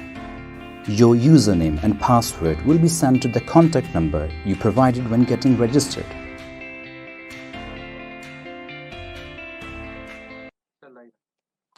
Assalamu alaikum, dear students. I warmly welcome you on this webinar. और मैं आपको चंद एक points बताऊंगा kips के hybrid system के बारे में। Hybrid का मतलब ये है कि आप किप्स के ऊपर एलएमएस के साथ साथ लाइव क्लासेस को भी अटेंड कर रहे होंगे। एलएमएस के ऊपर आपको डिफरेंट फीचर्स अवेलेबल हैं, जैसा कि आपको रिकॉर्डेड वीडियो लेक्चर्स अवेलेबल होंगे। इन वीडियो लेक्चर्स को अल्टीमेटली डिटेल से बनाया गया ताकि आपके एक एक कंपोनेंट को, बुक की एक एक वर्डिंग को यहाँ पर एलेबोरेट किया जा सके। इसी तरह से यहाँ पर आपको ऑनलाइन टेस्ट अवेलेबल होंगे और उन टेस्ट की डिस्कशंस अवेलेबल होंगी। कुछ आपको एक्सप्लेनेशंस की फॉर्म में और कुछ अल्टीमेटली आपको लेक्चर्स की फॉर्म में अवेलेबल होंगी। और ये भी एक्सपेक्टेड है कि जैसे ये पेंडेमिक की सिचुएशन चल रही है, यूईटी ने पहले से अनाउंस कर दिया, हो सकता है एमडी कैट और बाकी टेस्ट भी ऑनलाइन ट्रांसफर हो जाएं। तो एलएमएस के ऊपर जो ऑनलाइन टेस्ट हैं, this is a best practice material if all these test become online. नेस्ट का ऑलरेडी टेस्ट ऑनलाइन होता है, ई कैट यूईटी ने भी ऑनलाइन टेस्ट को अनाउंस किया हुआ है, एंड देयर आर चांसेस कि बाकी यूनिवर्सिटीज भी इन ऑनलाइन टेस्ट की तरफ चली जाएं। इस LMS के ऊपर 24/7 आपको लाइव टीचर सपोर्ट अवेलेबल होगी, जिसके ऊपर आप क्वेश्चंस टीचर से डायरेक्टली पूछ सकते हैं। इसी तरह से हमने इस LMS के पैरेलल आपको लाइव लेक्चर्स प्रोवाइड किए हैं। उन लाइव लेक्चर्स के अंदर आपको टीचर्स रिव्यू के तौर पर इन लेक्चर्स को डिलीवर करेंगे। जो टॉपिक्स आपने LMS पे पढ़ लिए होंगे, उनके रिव्यू लेक्चर्स आपको इन लाइव लेक्चर्स की फॉर्म में अवेलेबल होंगे। इन्हीं लाइव लेक्चर्स के अंदर हमने किप्स की एंटी टेस्ट सीरीज में जो प्रैक्टिस बुक्स हैं, उनकी प्रैक्टिस एक्सरसाइज के सॉल्यूशंस के लेक्चर्स को भी रखा है। यानी आप जब उन बुक्स में से उन एक्सरसाइजेस को अटेम्प्ट करेंगे, तो टीचर्स उन एक्सरसाइजेस की आपको सॉल्यूशंस भी लाइव प्रोवाइड कर रहे होंगे। इसी तरह से इन लाइव सेशंस के अंदर हमने क्वेश्चन आंसर सेशन और ग्रुप डिस्कशंस को भी रखा है। एवरी वीक आपको फिजिक्स, केमिस्ट्री, बायोलॉजी, इंग्लिश और बाकी सब्जेक्ट्स के टीचर्स इंटरैक्टिव सेशन में अवेलेबल होंगे, जहां पर आप उनसे डायरेक्टली क्वेश्चंस पूछेंगे और वो उन क्वेश्चंस के आंसर प्रोवाइड करेंगे। So ultimately these live lectures are replacing the physical classes, यानी हमने आपको लाइव लेक्चर्स की फॉर्म में फिजिकल क्लासेस प्रोवाइड की हैं और उसके साथ LMS को भी प्रोवाइड किया है। ये हमारा हाइब्रिड सिस्टम है। आप इसको एक्सप्लोर करेंगे, you will get multiple feature, results, notifications, आपके प्रोग्रेस एनालिटिक्स कि आप किस सब्जेक्ट के अंदर कैसा परफॉर्म कर रहे हैं, और तमाम की तमाम डिटेल्स यहाँ पर आपको अवेलेबल होंगी। बाकी केसेस में, लाइव लेक्चर्स के केस में, आपको टेस्ट के रिजल्ट्स पाइल अप होके नहीं मिल रहे होंगे कि आप किस सब्जेक्ट में कैसा परफॉर्म कर रहे हैं। इसके साथ-साथ आपके जो कॉमन क्वेश्चंस आपने अभी इस चैट के अंदर हमारे से पूछे हैं, उन क्वेश्चंस के ऊपर भी मैं आपको कुछ के आंसर्स मैं आपको प्रोवाइड कर दूंगा और कुछ के आंसर्स हमारे स्पीकर अब्दुल वली आपको प्रोवाइड कर देंगे। एक कॉमन क्वेश्चन जो आप में से अक्सर स्टूडेंट्स का था, that was about the test dates, specially MD CAT की टेस्ट डेट, ईटा की टेस्ट डेट, AJK की टेस्ट की डेट। तो these dates have yet not been announced, और ये अभी अनप्रिडिक्टेबल है कि ये टेस्ट सितंबर में होता है, अक्टूबर में होता है या नवंबर में होता है। जैसा कि UHS के वाइस चांसलर ने बताया है कि टेस्ट ज़रूर होंगे, MD कैट का टेस्ट भी होगा, ईटा का टेस्ट भी होगा, लेकिन ये किस डेट पे होंगे, this is yet not announced. तो इसीलिए आपने अपनी प्रिपरेशन को कंटिन्यू रखना है, और जैसे ही कोई डेट अनाउंस होगी, हम अपने इन फेसबुक पेजेस के थ्रू और नोटिफिकेशंस के थ्रू आपको आइडेंटिफाई कर देंगे। दूसरा एक कॉमन क्वेश्चन जो आप में से अक्सर स्टूडेंट्स ने पूछा है, that is about the time management के LMS और लाइव लेक्चर्स को किस तरह से पैरेलल लेकर चलें। अल्टीमेटली LMS के ऊपर जो लेक्चर्स हैं वो डिटेल्ड लेक्चर्स हैं। आप उन डिटेल्स लेक्चर्स को सुनना चाहें वो आप सुन लें, या अगर आप समझते हैं कि you are facing difficulty in some selected topics, आप उन सिलेक्टेड टॉपिक्स को वहां पर सुन सकते हैं। हमने यहाँ पर एक प्रोपोज्ड SOS LMS पे बनाई है, और उसके अंदर संडेज को, बाकी हॉलीडेज को हमने ऑफ रखा हुआ है। सो अगर आपका उस वीक के दौरान कोई काम स्किप हो जाता है, if you skip any video lecture और यू स्किप एनी टेस्ट, तो आप संडे पे या हॉलीडेज पे उनको अटेम्प्ट कर सकते हैं। अदरवाइज वी ऑलवेज प्रेफर कि आप इस SOS को साथ लेकर चलें। इवन अगर आपको पूरा दिन LMS पे बैठना पड़ता है, तो हम फिर भी कहेंगे कि इट इज़ बेटर, बिकॉज़ हमारा आजकल स्लोगन भी यही चल रहा है कि stay home, stay safe. So if you spend maximum time at home through this LMS, तो ये आपकी सेफ्टी के लिए भी बड़ा इंपॉर्टेंट है। एक और कॉमन क्वेश्चन जो आप में से ज्यादातर स्टूडेंट्स ने, व्यूअर्स ने पूछा है, वो LMS की डेट की एक्सटेंशन है।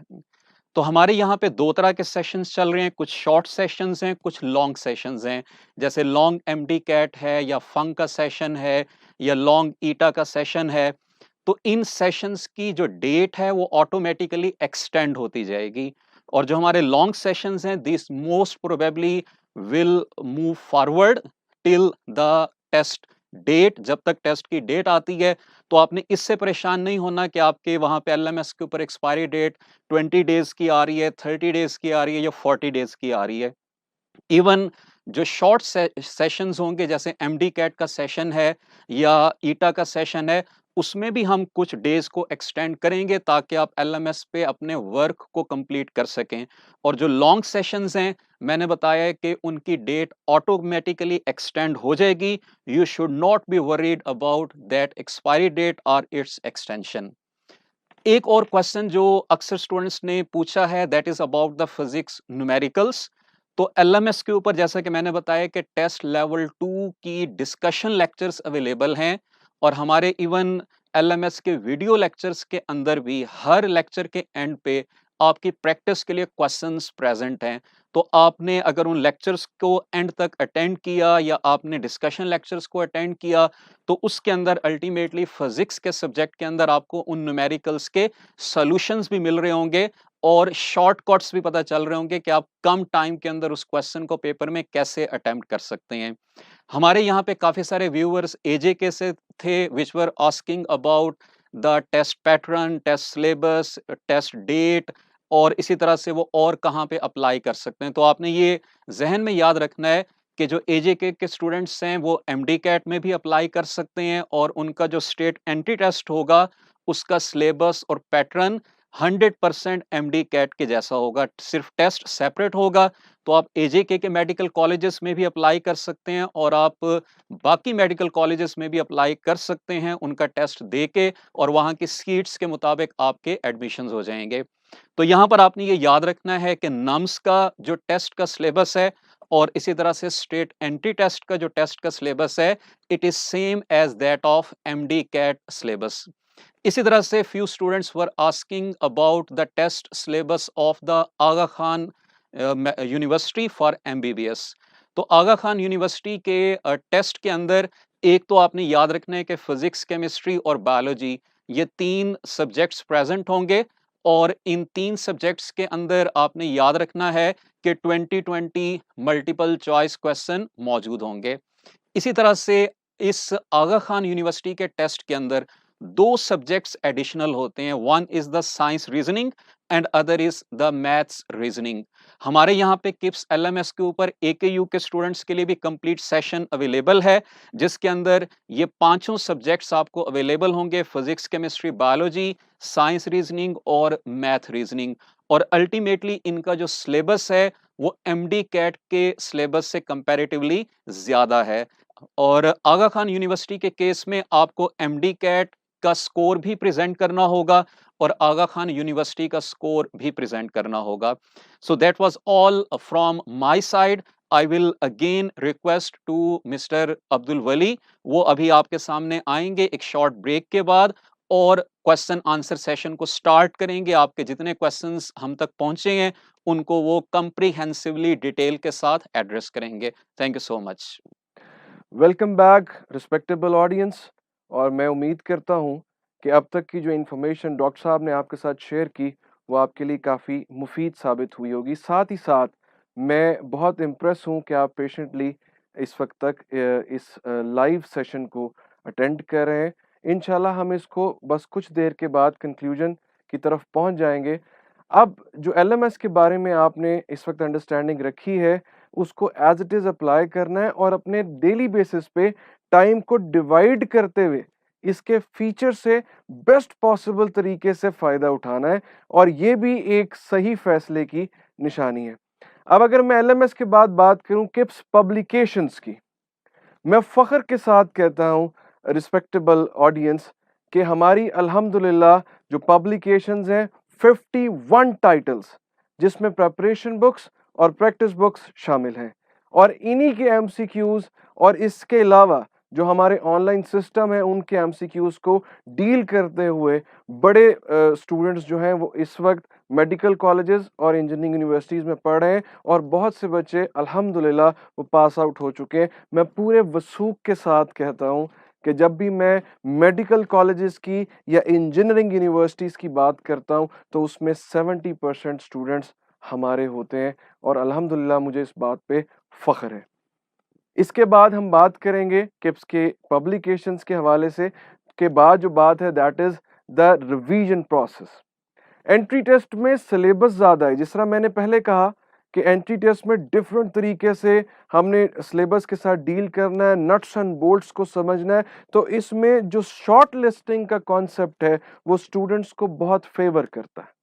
जी हाँ, शॉर्ट लिस्टिंग के कॉन्सेप्ट के बारे में मैं आपको बताता चलूं कि हमने उन टॉपिक्स को जो एंट्रेंस टेस्ट के हवाले से एसोसिएटेड हैं, जो एंट्रेंस टेस्ट में आने हैं, उन टॉपिक्स के हवाले से शॉर्ट लिस्टिंग करनी होती है। और मैं उम्मीद रखता हूं कि इस वक्त आप बच्चे वो काम कर भी रहे होंगे, और जिन्होंने अभी तक शॉर्ट लिस्टिंग का ये फिनोमेना स्टार्ट नहीं किया, तो मैं उनको बताता चलूं कि ये शॉर्ट लिस्टिंग का कॉन्सेप्ट एंट्री टेस्ट के हवाले से बेहद ज़रूरी है कि इसके बगैर शायद आप अपने सिलेबस को उस तरह से कवर नहीं कर सकते। और हमारे जो एलएमएस पे रजिस्टर्ड स्टूडेंट्स हैं उनके लिए शॉर्ट लिस्टिंग कैसे करनी है ये इन डिटेल पूरा एक लेक्चर मौजूद भी है। जब आप रजिस्टर होके एलएमएस इस्तेमाल कर रहे होंगे तो आपको अंदाज़ा हो जाएगा कि शॉर्ट लिस्टिंग करने का मेथड क्या है और आपने कैसे उसको इम्प्लीमेंट करना है। लेकिन इन अ नटशेल बताता चलूं ताकि आपको अंदाज़ा हो कि हमने शॉर्ट लिस्टिंग में इजी, वेस्ट और डिफिकल्ट मटेरियल को बाइफरकेट करना होता है, इनको डिवाइड करना होता है, ताकि हमें ये अंदाज़ा हो सके कि जिस टॉपिक के जिस कंटेंट के साथ हम डील कर रहे हैं क्या हमें वो पहले से आता है। अगर आता है तो हमने उस पर टाइम उस तरह से इन्वेस्ट नहीं करना, उनको सिर्फ इन टच रखना है ताकि वो रिवाइज होते रहें साइंटिफिक मेथड के जरिए। और जो डिफिकल्ट पोर्शन है, जो ज़्यादा ज़रूरी भी है, जिनमें से एमसीक्यूज भी आने हैं, उनको हमने शॉर्ट लिस्ट करते हुए अब उसके लिए चाहे आपको किताब पे स्टिकी नोट्स का इस्तेमाल करना पड़े या मैं रिकमेंड करता हूं आपको अलहदा से रजिस्टर बनाना पड़े, वो ज़रूर बनाएं और आप लिखते जाएं ताकि जब तक आपका वो टेस्ट डे आएगा वो डिफ़िकल्ट मटेरियल ईजी में कन्वर्ट होना शुरू हो जाएगा। लेकिन यहाँ पे एक चीज़ मैं आपको ज़रूर कहना चाहूँगा और इन्फोर्स करना चाहूँगा कि विदाउट नोट्स डेवलपमेंट मैं ये समझता हूँ प्रेपरेशन पॉसिबल नहीं है। फ्रांसिस बेकन, उनकी quotation, reading makes a ready man, conference makes a full man, writing makes an exact man. जी हाँ, university of California, university of Princeton, यहाँ पे एक रिसर्च भी हुई। इन्होंने 40 स्टूडेंट्स के ग्रुप को 20-20 में डिवाइड किया और 20 उसमें से वो स्टूडेंट्स थे जो हाथ से नोट्स बनाते थे, 20 वो स्टूडेंट्स थे जो अपने नोट्स कंपोज करते थे, लेकिन दोनों नोट्स जरूर बनाते थे। जब इनको डिवाइड किया गया तो इनको 3 लेक्चर्स दिए गए, ये ऑथेंटिक रिसर्च है, अवेलेबल भी है। तो जब उनको 3 लेक्चर दिए गए उसके बाद फौरी तौर पे उनसे टेस्ट लिया गया तो उन्होंने इस रिसर्च को कंक्लूड किया। वो रिसर्च क्या कहती है? वो रिसर्च ये कहती है कि जिन बच्चों ने हाथ से नोट्स बनाने की प्रैक्टिस की हुई थी उन्होंने उन लेक्चर्स को बेहतर तरीके से नोट किया और उनकी टेस्ट में परफॉर्मेंस बेहतर थी। और जो बच्चे आईपैड पे, मैकबुक पे या किसी भी और डिवाइस पे कंपोज करते थे उनकी performance as compared to them जरा डिक्लाइन पे थी। तो अब ये जो तीसरी कैटेगरी, अगर वो इस वक्त ये लाइव सेशन अटेंड कर रही है जो नोट्स बनाती ही नहीं है, तो उनके लिए ये लम्हा फिक्रिया है।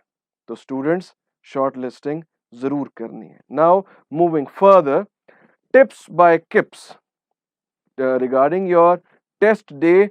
तो एक बात याद रखें, entry test is a 2020 match. Why I am saying that? Because time कम है, स्किल ज्यादा चाहिए, उसकी एग्जीक्यूशन डिमांड करती है ये टेस्ट, और वो स्किल्स जो है वो बेस्ट पॉसिबल तरीके से एग्जीक्यूट करनी है, कम टाइम में परफॉर्मेंस ज्यादा देनी है। उसके लिए स्किल्स का होना और उनको एग्जीक्यूट करने के लिए प्रैक्टिस का होना बहुत जरूरी है। तो ये चीज आपने जहन में रखनी है और अपने आप को पॉलिश करते जाना है।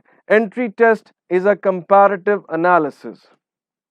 जहां हम कंपैरेटिव एनालिसिस की बात करते हैं तो ये बात याद रखें कि यहाँ पे आपने प्रिमिटिव चीज़ों को छोड़ते हुए अपनी इंफॉर्मेशन को अपडेट करते जाना है, बेहतर करते जाना है और हर एमसीक्यू की हर पॉसिबल डायमेंशन को एंट्री टेस्ट के हवाले से मद्देनजर रखना है। And then the third one, the most important point, text books are still a good source for your entry test preparation. किताबें जो हमेशा से आपकी बेहतरीन दोस्त रही हैं वो अभी भी रहनी चाहिए और अपना तमाम तर वक्त आपको उन्हीं के साथ गुजारना चाहिए विद शॉर्ट ब्रेक्स, ताकि आपकी एनर्जी मेंटेन रहे. सो be vigilant, not casual in any case, and always pray to Allah Almighty. Now moving towards session detail, then question answer session, और उसके बाद हम इस वेबिनार को conclude कर रहे होंगे. Now the questions जो आपकी how to solve and single MCQ, तो इसके बारे में आपको बताता चलूं कि जब भी एक एमसीक्यू को हल करने की बात की जाती है तो उसके कुछ मनासिक हैं, उसके कुछ दर्जे हैं जिनको फॉलो करना बहुत जरूरी है. जैसे number 1, read the MCQ carefully. सवाल को गौर से पढ़ना, चबा चबा के पढ़ना. ये चबाने का लफ्ज आपको जहन में रह जाएगा, इसलिए मैंने बोला read the statement carefully, identify the keyword. Right, जब आप उसको सोच रहे होंगे तो आप उस कीवर्ड को आइडेंटिफाई कर रहे होंगे. सो स्टेटमेंट को गौर से पढ़ना है, उसके बारे में सोचना है, कीवर्ड को आइडेंटिफाई करना है, और ये सारा कुछ गिवन टाइम में करना है. जैसे मैं बताता चलूं, अगर मैं ई कैट की बात करूंगा तो हमारे पास 1 मिनट होगा. अगर मैं एमडी कैट की बात करूंगा तो हमारे पास कुछ सेकंड, 40 सेकंड के आसपास, डेसिमल्स की मैं बात करूं 40 या 41 सेकंड का टाइम होगा जिसमें ये सारे स्टेप्स फॉलो करने हैं. स्टेटमेंट गौर से पढ़नी है, सोचना है, कीवर्ड को आइडेंटिफाई करना है, go through all the given options, justify your answer. Before circling the option आपके पास उस ऑप्शन की जस्टिफिकेशन होनी चाहिए. और साथ ही साथ इसमें एक ऐड भी करता चलूं कि सॉल्व वेयर नेसेसरी, हर जगह सॉल्व करना भी वेस्टेज ऑफ टाइम की वजह बनता है. तो हर जगह सॉल्व नहीं करना, लेकिन जहां जरूरत है वहां विदाउट सॉल्विंग उसको सर्कल भी नहीं करना. एंड द लास्ट वन, उसके बाद सर्कल करें. और यहां पे एक बात मैं बताता चलूं, वो बहुत जरूरी है. वो बात ये कि बबल को सर्कल करने का जब फैसला आप ले लें तो on the 11th hour nick of the time उसको चेंज नहीं करना. Now talking about your result day, मैंने कहा था हम आपके रिजल्ट को प्रिडिक्ट कर रहे होंगे, तो यकीनन मैं यहाँ पे पूरे यकीन के साथ कहता हूँ, मार्क माय वर्ड्स, के जितनी बातें इस वेबिनार में हमने आपके साथ डिस्कस की, अगर हम उसको एज इट इज फॉलो कर रहे होंगे तो यकीनन स्टूडेंट्स आपका वो रिजल्ट डे इंतहाई खूबसूरत होगा. हमारे पास इख्तियार होता है, जिंदगी चॉइसेस देती है. जिस तरह ब्रोनी वेयर की किताब है टॉप 5 रिग्रेट्स ऑफ डाइंग, कि जब आप डेथ बेड पे होते हैं 5 पछतावे क्या होते हैं. इंसान के इख्तियार में है कि जब ये रिजल्ट डे हो और आप वो टेस्ट अटेम्प्ट करके एग्जामिनेशन हॉल से निकल रहे हो तो आप एक्साइटेड हों, आप खुश हों और आप घर जाके रिलैक्स करें, ये सोच के मैंने जितनी मेहनत की थी आज मुझे उसका फल मिल गया है.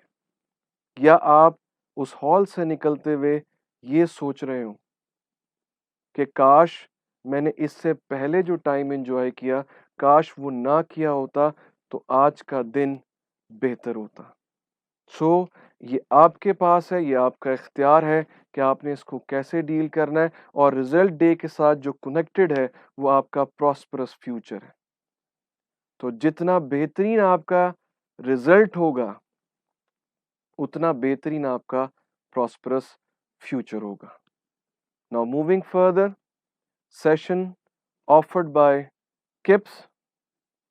जब हम सेशंस की बात करते हैं तो मैं इस वक्त जो पेंडेमिक सिनेरियो चल रहा है स्टूडेंट्स, उस पेंडेमिक सिनेरियो को देखते हुए जो डिजिटल लर्निंग का कॉन्सेप्ट स्टार्ट हुआ है, हमारा वो सिस्टम बहुत पुराना और बहुत स्टैब्लिश है. राइट, पुराना इन द सेंस कि वो प्रूवन है, टेस्टेड है, वेल स्टैब्लिश है.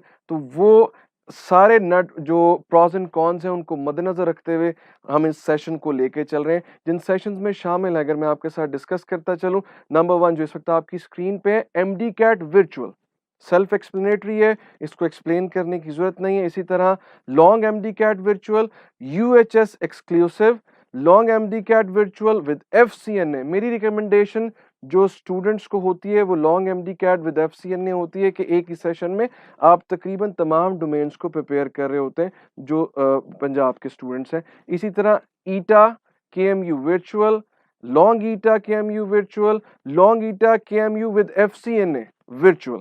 वर्चुअल कवर्ड, ये जितने सेशन है इस वक्त ये वर्चुअल ही चल रहे हैं, ये अंडरस्टैंडिंग आपको होनी चाहिए। इससे दो फायदे वैसे आपको होंगे कि जब आप इन सेशंस में वर्चुअली इसके हवाले से तैयार कर रहे होंगे तो जितनी यूनिवर्सिटीज ऑनलाइन टेस्ट लेती हैं उसके हवाले से आप पहले ही कॉन्फिडेंट होंगे और प्रिपेयर्ड होंगे। इसी तरह से MD CAT state virtual, LMD CAT state, UHS exclusive virtual, LMD CAT state with FCNA, long MD CAT. अब मैं इसीलिए इसकी एब्रिवेशन यूज कर रहा हूँ। इंजीनियरिंग किस केस में बात करूं, अब मैं आपको बताता चलूं कि अगर मैंने मेडिकल के बच्चों को रिकमेंड किया है that was long MD CAT with FCNA, right, या इसी तरह लॉन्ग ईटा KMU विद FCNA वर्चुअल, ये दो सेशन मेरी रिकमेंडेशन होती है।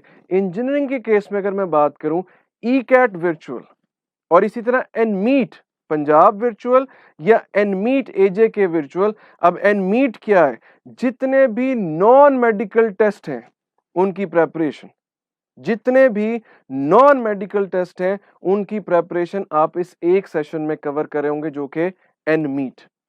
इसी तरह आपका आता है NUST virtual engineering, NUST virtual BBA, keep that thing in mind, या MECAT वर्चुअल। तो ये सेशन डिटेल आपके सामने है। मेरी रिकमेंडेशन जो इंजीनियरिंग के स्टूडेंट्स को होती है वो NMEET होती है ताकि एक ही सेशन में आप सारी की सारी डोमेन्स कवर कर रहे हो।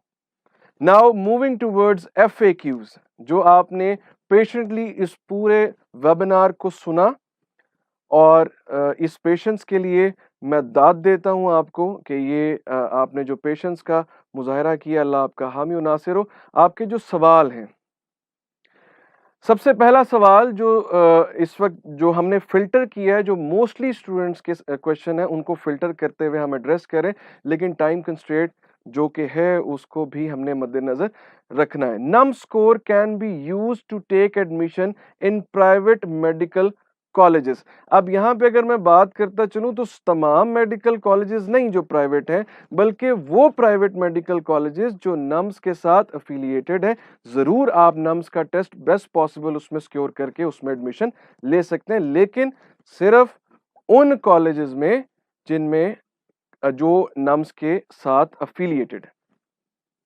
Now the next question would be,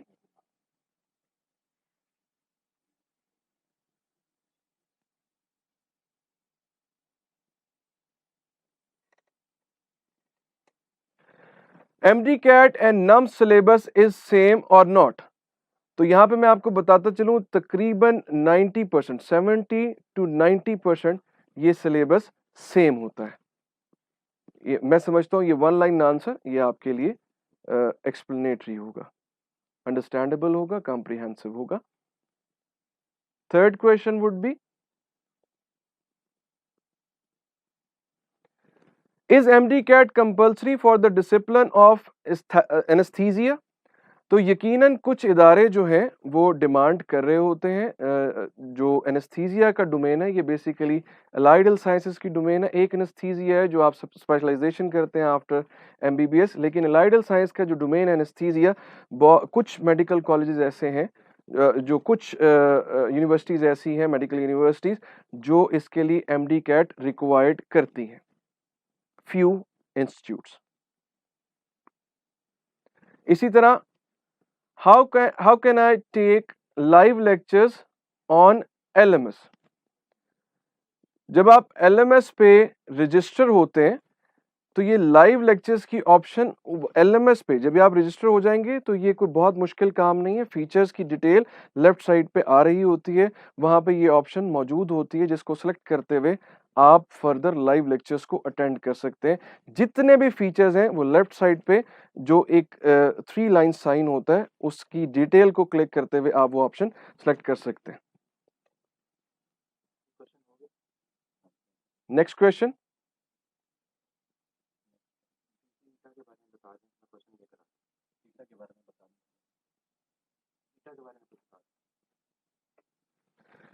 जहां तक हम ईटा की बात करते हैं, ईटा का टेस्ट जिस तरह मैंने उसकी वेटेज बताई कि उसकी weightage just like MD CAT weightage 50% weightage है।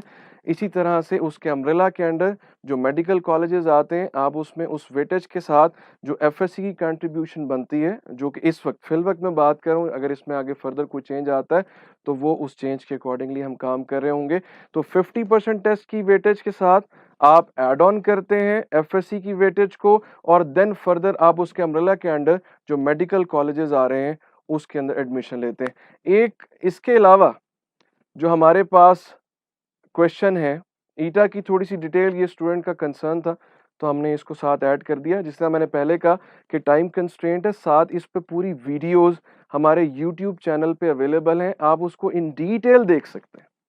हमने जितने टेस्ट फॉर्मेट्स की बात की है, जितने medical sciences, allied sciences, biological sciences, engineering disciplines, engineering की यूनिवर्सिटीज़, उन पे हमारे यूट्यूब चैनल पे उनसे रिलेटेड वीडियोस अवेलेबल हैं। कुछ ऑलरेडी मौजूद हैं, कुछ पाइपलाइन में हैं, कुछ दिनों में अपलोड हो जाएंगी। So you don't need to worry about it.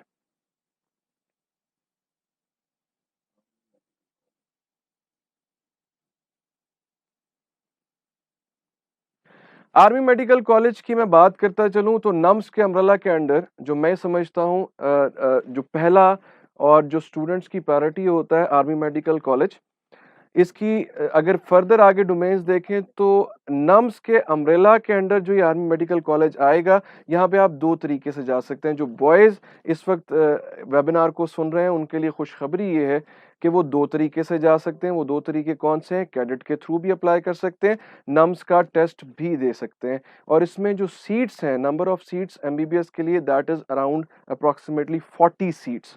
और दूसरा तरीका जो जहाँ तक मैं बात करता हूँ, जो फीमेल स्टूडेंट्स हैं उनके लिए सिर्फ एक तरीका है, वो तरीका है नम्स का टेस्ट देने का। उनके पास कैडेट की सहूलत मैसर नहीं है।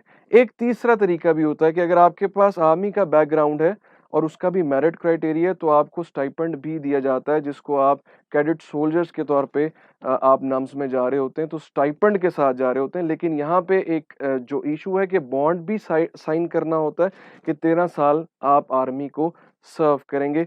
लेकिन नम्स के अम्ब्रेला के अंडर आर्मी मेडिकल कॉलेज के साथ साथ जो सीएमएच की कैटेगरी आती है, मैं बताना का मकसद ये है ताकि आप कोई गलत टारगेट सेट ना करें। सबसे कम जो फीस स्ट्रक्चर है रिस्पेक्टेबल ऑडियंस, वो आर्मी मेडिकल कॉलेज का है।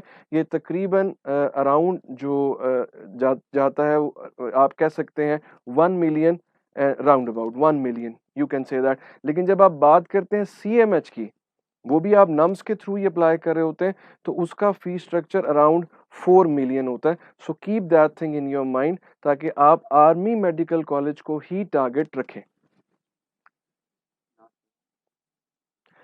लाइव और recorded lecture which one is better? अब ये सवाल, अगर मैं बात करूं लाइव लेक्चर्स हों या रिकॉर्डेड लेक्चर्स हों, दोनों लेक्चर्स आपकी अंडरस्टैंडिंग के लिए। लाइव लेक्चर से एक अंडरस्टैंडिंग जो मैं समझता हूं हो रही है कि लाइव लेक्चर्स में कॉन्सेप्ट को बेहतरीन तरीके से क्लियर करें, क्योंकि वो रिकॉर्डेड नहीं है, वो आपको उस तरह से दोबारा नहीं मिल रहा, लाइव चल रहा है, तो साथ साथ लिखते चले जाएं। और जितना स्पीडीली लिखेंगे तो आपको अंदाज़ा होना शुरू हो जाएगा कि आपकी स्पीड का भी अंदाज़ा होगा और आपकी कंप्रीहेंशन का भी अंदाज़ा होगा। दोनों अपनी जगह इक्वली गुड है, सिर्फ दोनों के लिए स्ट्रैटेजी डिफरेंट होनी चाहिए।